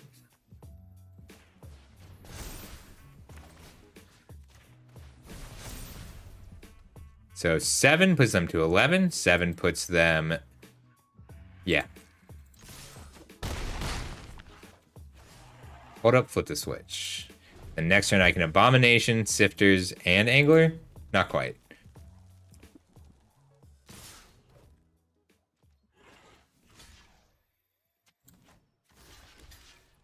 Taking 4. Flipping the switch on their burn spell or their removal spell. Because they want to try and flip this at instant speed by burning my Loyal Griff. And if they flip it into a 3/3, then they trade here. So they 2 for 2. And possibly still draw a card. But that's why Flip the Switch is so good. Ow. Alright, so that's 7, 8, 9 puts them to 2. And put down 2 blockers. So I'm going to start on the Shipwreck Sifters, see what I get.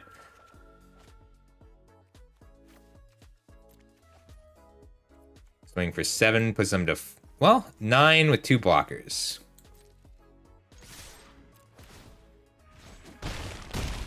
And they're at 2 life. Now I'm going to have 3 flyers, 2 of which block well. 1 blue up, or 1 white up? 1 white up. So I'm looking to just block both of these so I don't die. Great. 43. Let's go again.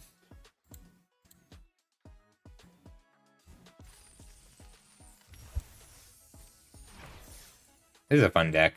We'll finish out this draft. See how high we get. Might do that again. The play-in. That deck's fun. I play tomorrow too. Or is this a one-day event?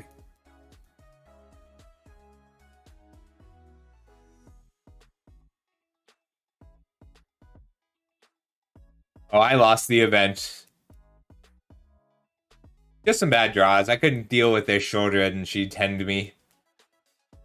Couldn't deal with Shouldred, couldn't deal with Thalia. The Thalia decks are like not... Like, the Thalia decks are not beatable for that deck. Like, not if they have a Thalia on turn 2.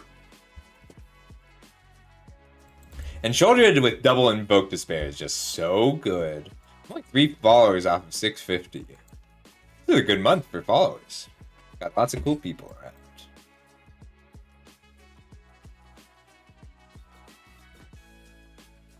If anybody gets a chance, the Humble Bundle right now is Vermintide.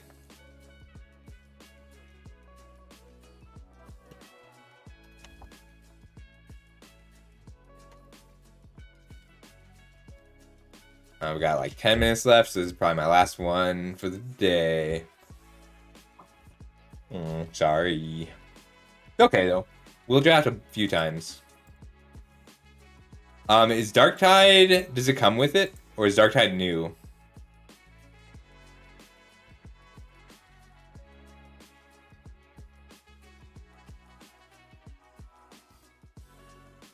How do I do that, Perix?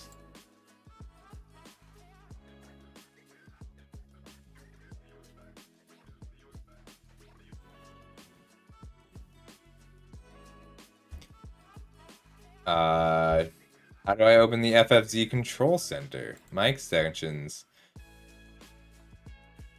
that the emotes showcase?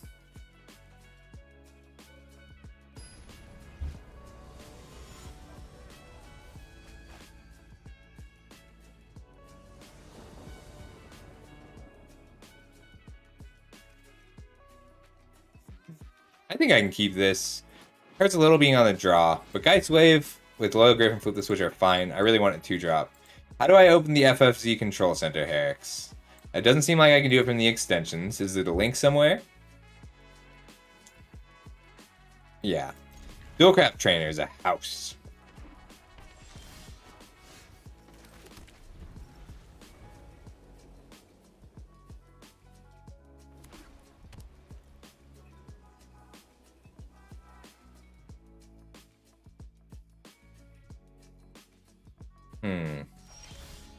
I'm trying to find it.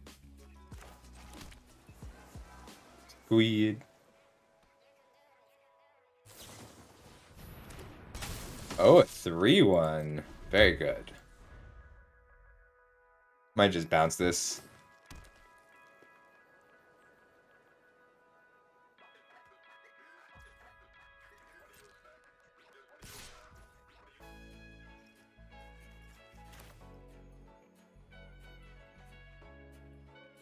Yeah, I'm gonna bounce this.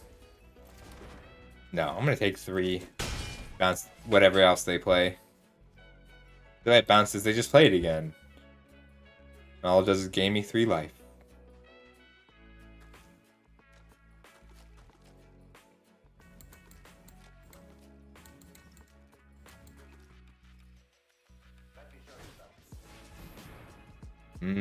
Nope, I don't want to bounce that. So I will bounce the Commando. Alright, so good.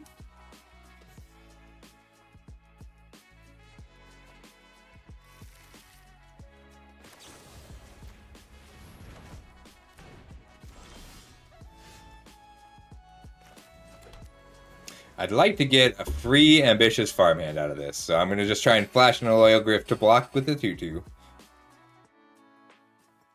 But then all I need to do is resolve flip the switch to turn on my Dualcraft Trainer.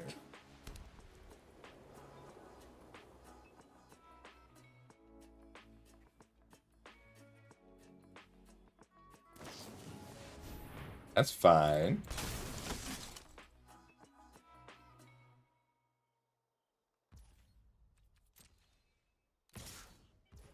Let's see if I can get this off. Free creature? Yeah! Herix is a mod for the chat.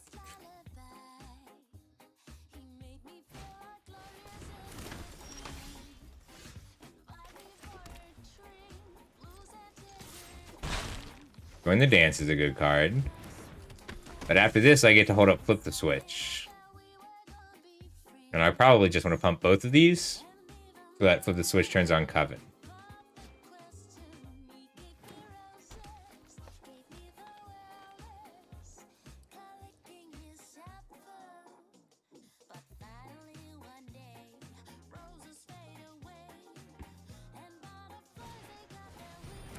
Beggar.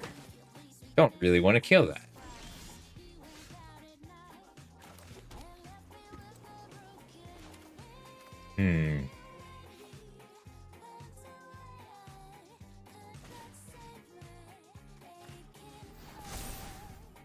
I think I just want to put both counters here. Flip the switch. So if I put both counters here, then flip the switch.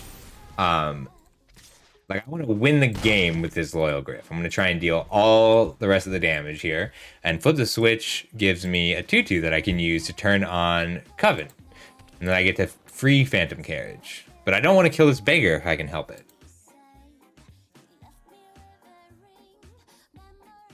Hey! Racer! How you doing, Racer? Having a good day? We're having a good day over here. Just climbing a bit. You caught me near the end of the stream. That's fine. I'm gonna pretty much let anything that isn't a removal spell happen.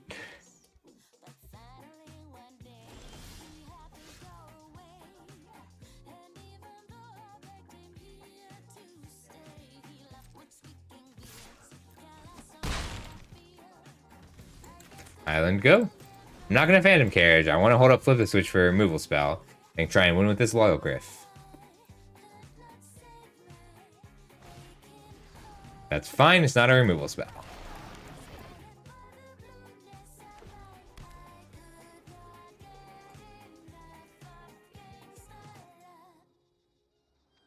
Pretty much has to be the fight spell, which he can still pay for here. Ooh, Geist Wave is good.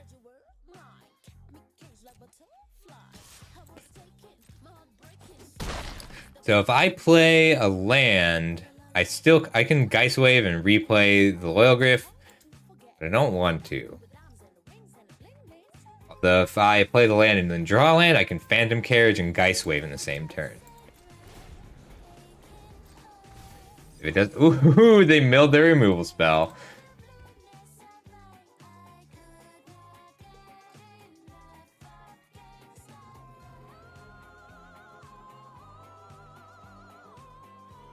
They could be trying to just pump the team.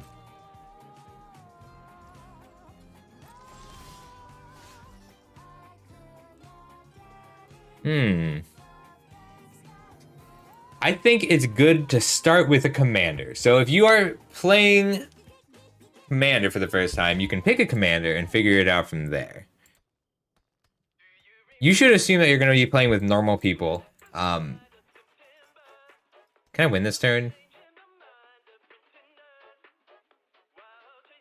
I can Geist Wave and then counter it to make a 2/2. But I don't want to. We're just going to attack for 4. No worries. I'll help you. So, Racer, it's a good idea to pick a commander that you like. And you can go by, like, tribe. If you like goblins, play a goblin commander. But I generally think that commander is the worst way to start playing Magic. Because commander is a deck where you have 100 cards that you like. You get to put all the cards that you want to play together in the same deck. You're gonna let him play whatever. Nice. So I want to help. Like, we can help you find a commander you like. Upside down dog icon. Is it under extensions or emotes showcase?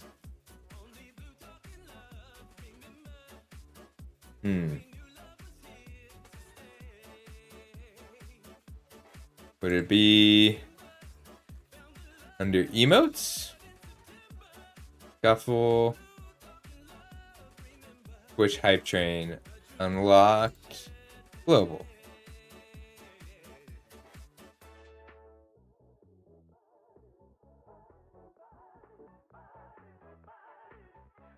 I look for it. I'm gonna do one more game. That's a good way to do it. Precons are a great way to get started. Like it's fine to start on Commander, but like Commander is a love letter to your chatter. It's a love letter to the cards you like.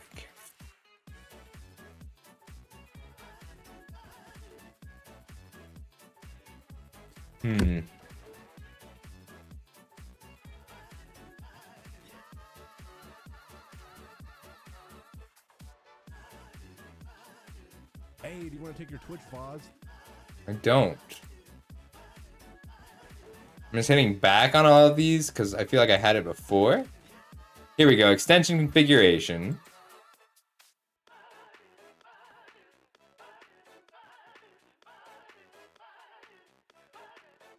Show, what did you want me to change? Recons are a good way to start. Standard is my favorite place to start. On Arena especially, Standard is a good place to start. Like, Standard does rotate, but like if you're just playing for the first time, then it's a much easier meta to learn. Pioneer is so expensive, Alex. Like the cheapest even the cheapest Pioneer decks need $100 to $200 worth of duels. Like the nice thing about starting with Commander at least is that you don't have to have specific cards.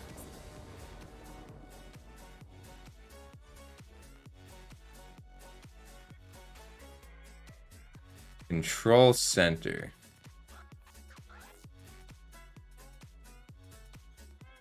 I can't keep this. I can keep this. We'll put back a Geist Wave. And we're going to Cathar Commando to start attacking. That's true, but it's also affected a lot by specific... On guard is good here. You're welcome. If you join the Discord Racer, it's a really good spot to get to know people and get to know Magic. I'm gonna block this. There's just so much value if I let it happen. Lame. They don't want to trade my Awakener.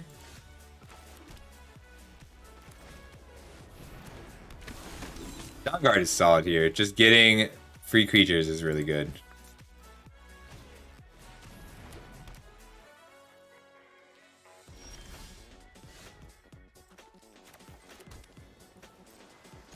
Oh, they don't have a land. All right, let's just get power down then. I was going to try and surprise kill this Ecstatic Awakener, but if they're short on mana, that doesn't matter.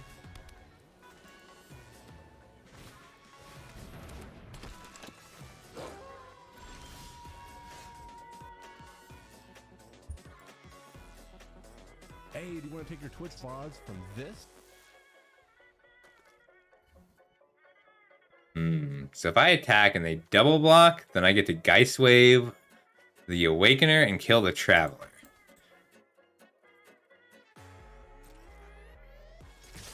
I don't expect them to double block, but I hope they will. Alright, I'm gonna pass and take my free card and then Loyal Griff on end step. Like, I just want to win this in the air now, because they're down to 11 already.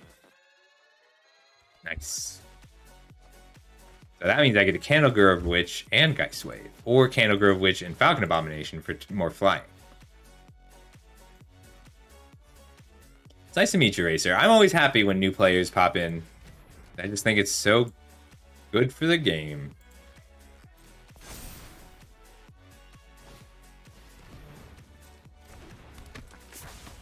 Alright, so they play 2 spells, so I get to hit this again. I don't really want to take 5 damage, but I don't think it matters either. I can bounce it later. Decline. Activate. Whiff! Total whiff, too. All lands. Alright, 5 in the air. And then Falcon Abomination. To make it 7 in the air. And 5 on the ground. With a Geist Wave if all they have is a flyer. Them missing that land drop really hurt them. Alright,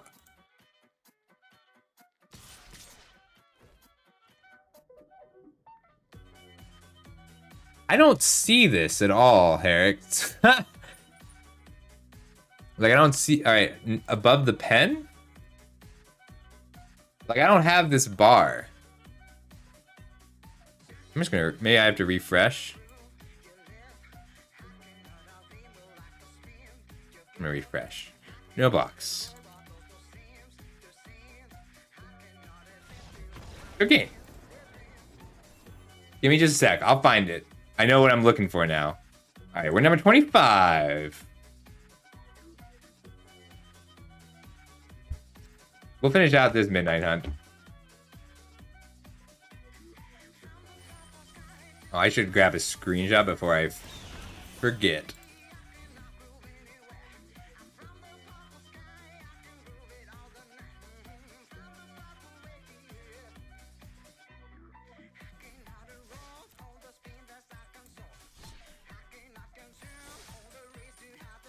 It's not a bad start. With let's see how if we can get that last win. Especially if they're not blue black.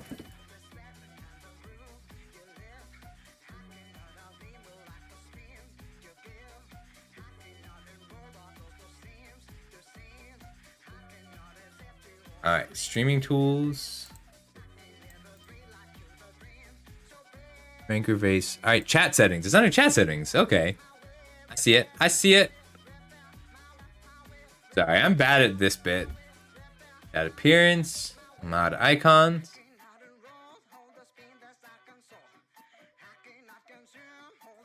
Underneath pop out chat, finger face. Okay.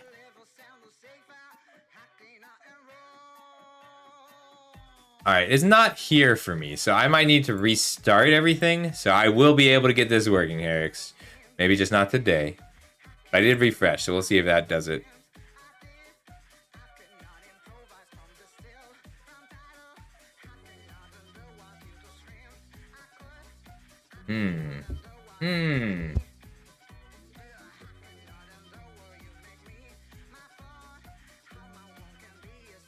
I didn't realize I had to request queue. Okay, I gotta go through this because it goes back like 5 months. I've been streaming for 5 months already. Wow.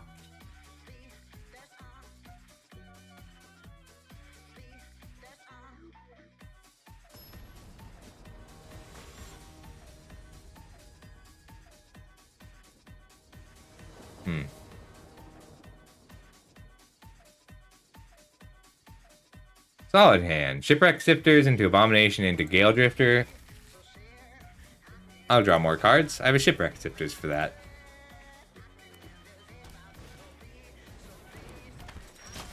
It's just not showing up for me. Well, I'm discarding a land because I've only drawn lands, but that's okay. I've not gotten it to work. Why won't it show up? Settings. I did refresh. I bet they take this.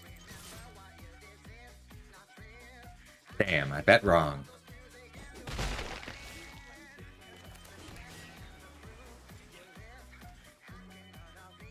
Abomination. This thing is like exactly what it says it is. It is a Falcon Abomination.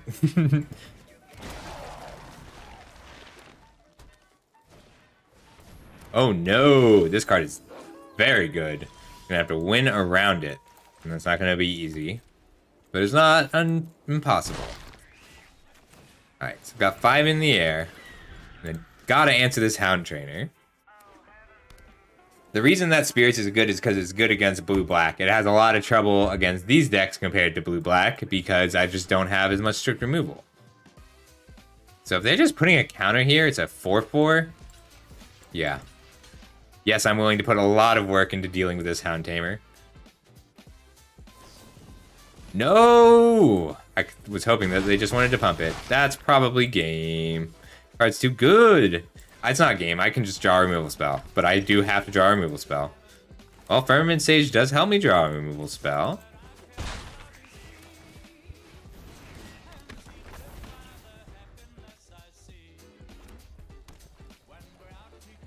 I'm in trouble. No blocks. I missed Spare Jane Doe's follow. I'm sorry, Jane.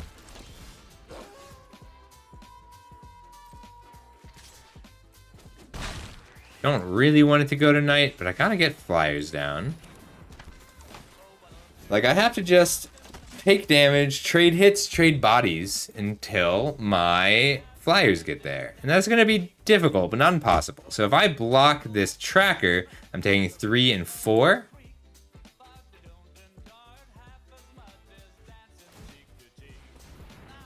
Okay, so this is a 4-4 effectively.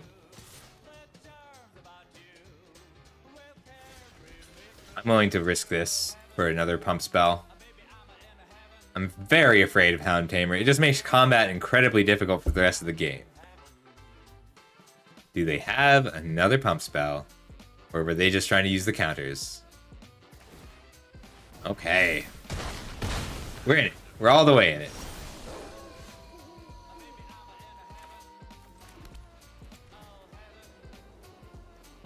Stupid vigilant jerk. I gotta get it back to night. Alright, 14 life. I need to divvy out my power and take a big hit here.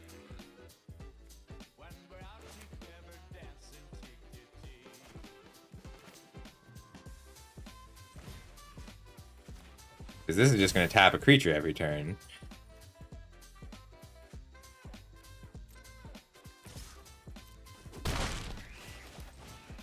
I gotta make sure I keep it day.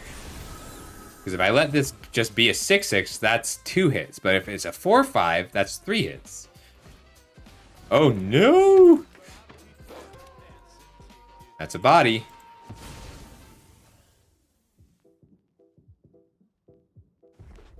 Got 5 in the air. So 2-turn clock if they tap nothing. But I have to assume they're going to tap everything that they can. Alright, that's a great draw.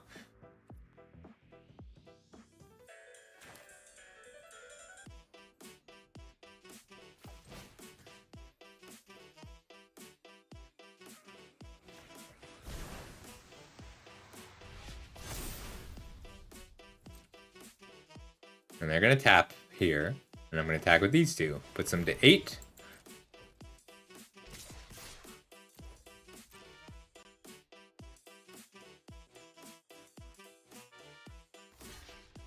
I didn't really expect them to block there. So, but I'm okay with it. And I get to put down another flyer. And that way they don't get to just kill me by tapping my Morning Patrol. But I'm okay blocking with my Morning Patrol to turn it into a flyer. Because this becomes a 3/4, 4/5, 5/6. Oh, can I just take this? I'm just going to take this. No, I don't really want to attack with my Morning Patrol. Because then this will just block and flip. So now they're going to tap 3, take 4, go to 4. And they're trying to swing back for lethal. So they'll... Ooh, a Morning Patrol is good though. So if I block here, I'm taking 1, 2, 3, 4, 5. Flip the switch isn't terrible. It is, because I can't play it.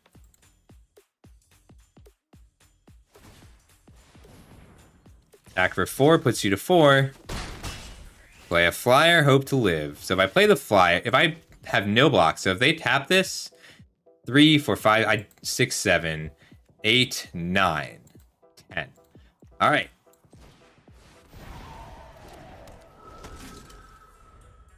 They have to swing out. Yes. The red source would have killed me. I already did the math. 2, 3, 4, 5, 6, 7, 8, 9, 10. Puts me to 1. And they played their land. Math OP!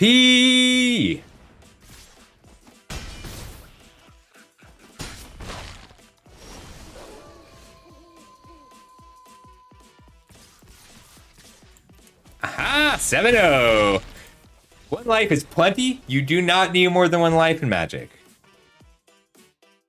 All right, 21 is a good place to stop for the day. I have a dedicated push later this week, and we're also going to have a dedicated coaching day this week. So this week is going to be one coaching day, one Mythic climb, one Eternal if I can, and then one something fun, probably just some evening Overwatch. But 7-0 is a great place to stop.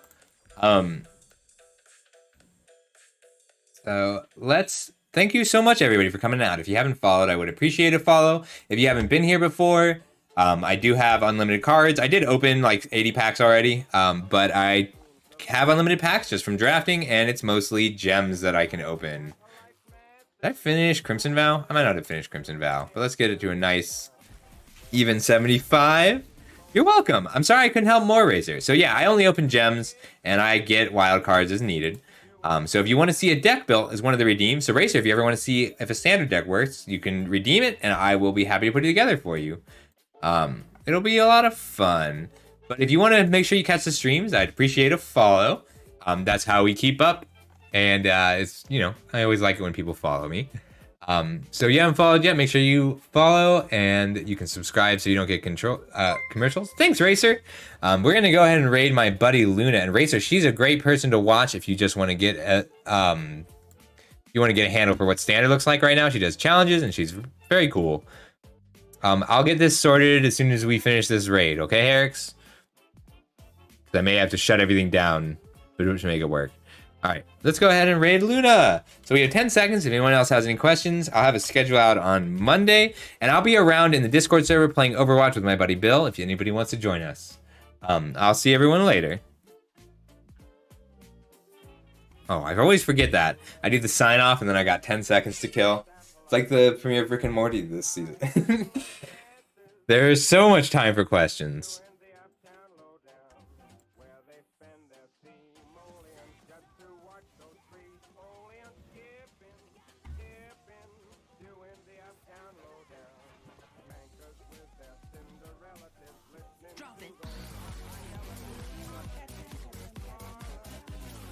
Whoa, we got a raid! I wasn't paying attention! Oh my god, it's scaffold alive! Everything's freezing! Quack! Oh my gosh, hello, Scops! How are you? Oh, I broke my keyboard. Don't judge me! Scaffold Deluxo! If anybody hasn't ever heard of Scuffle Deluxe, they are pretty awesome, I'm not gonna lie. They're another VTuber. What I'm trying to say, I broke everything, the Scuffle.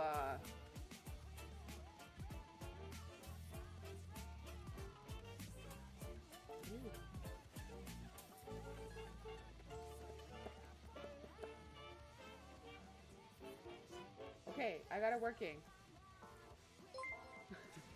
Thanks for the follow, Alexander Clemilton. Maybe I might have too many decks. I might have too many. But what's too many to you? No. Why do I have snow-covered forest in a green deck? What? You are a follower now, Alex. I don't understand. Let me refresh it. Refresh. I'm quacked for you, Alex. There you go, Alex. It's okay, Alex. It breaks a lot. It doesn't actually break a lot. It just likes to misbehave. Make sure that I'm behaving. How was your stream, Scops? Husband! Husband! Husband! Look, it was good. Yay! Mythic 20. Jesus, you're so good. One day I hope to be as good as you. I know you want to teach me. I'm just really bad at remembering and learning. Why are you so frozen, computer? Xander? Making a costume. We're gonna play Call for the Lamb soon. I'm very excited. Okay, so this isn't the Toski Mutate deck I said we were gonna make. Rare still has 6. Which is Yeah, that's true. I'll have a dedicated coach stream later this week. When? What time? I'm off all next week. I want to use my one mythic rare. What is a good one to have?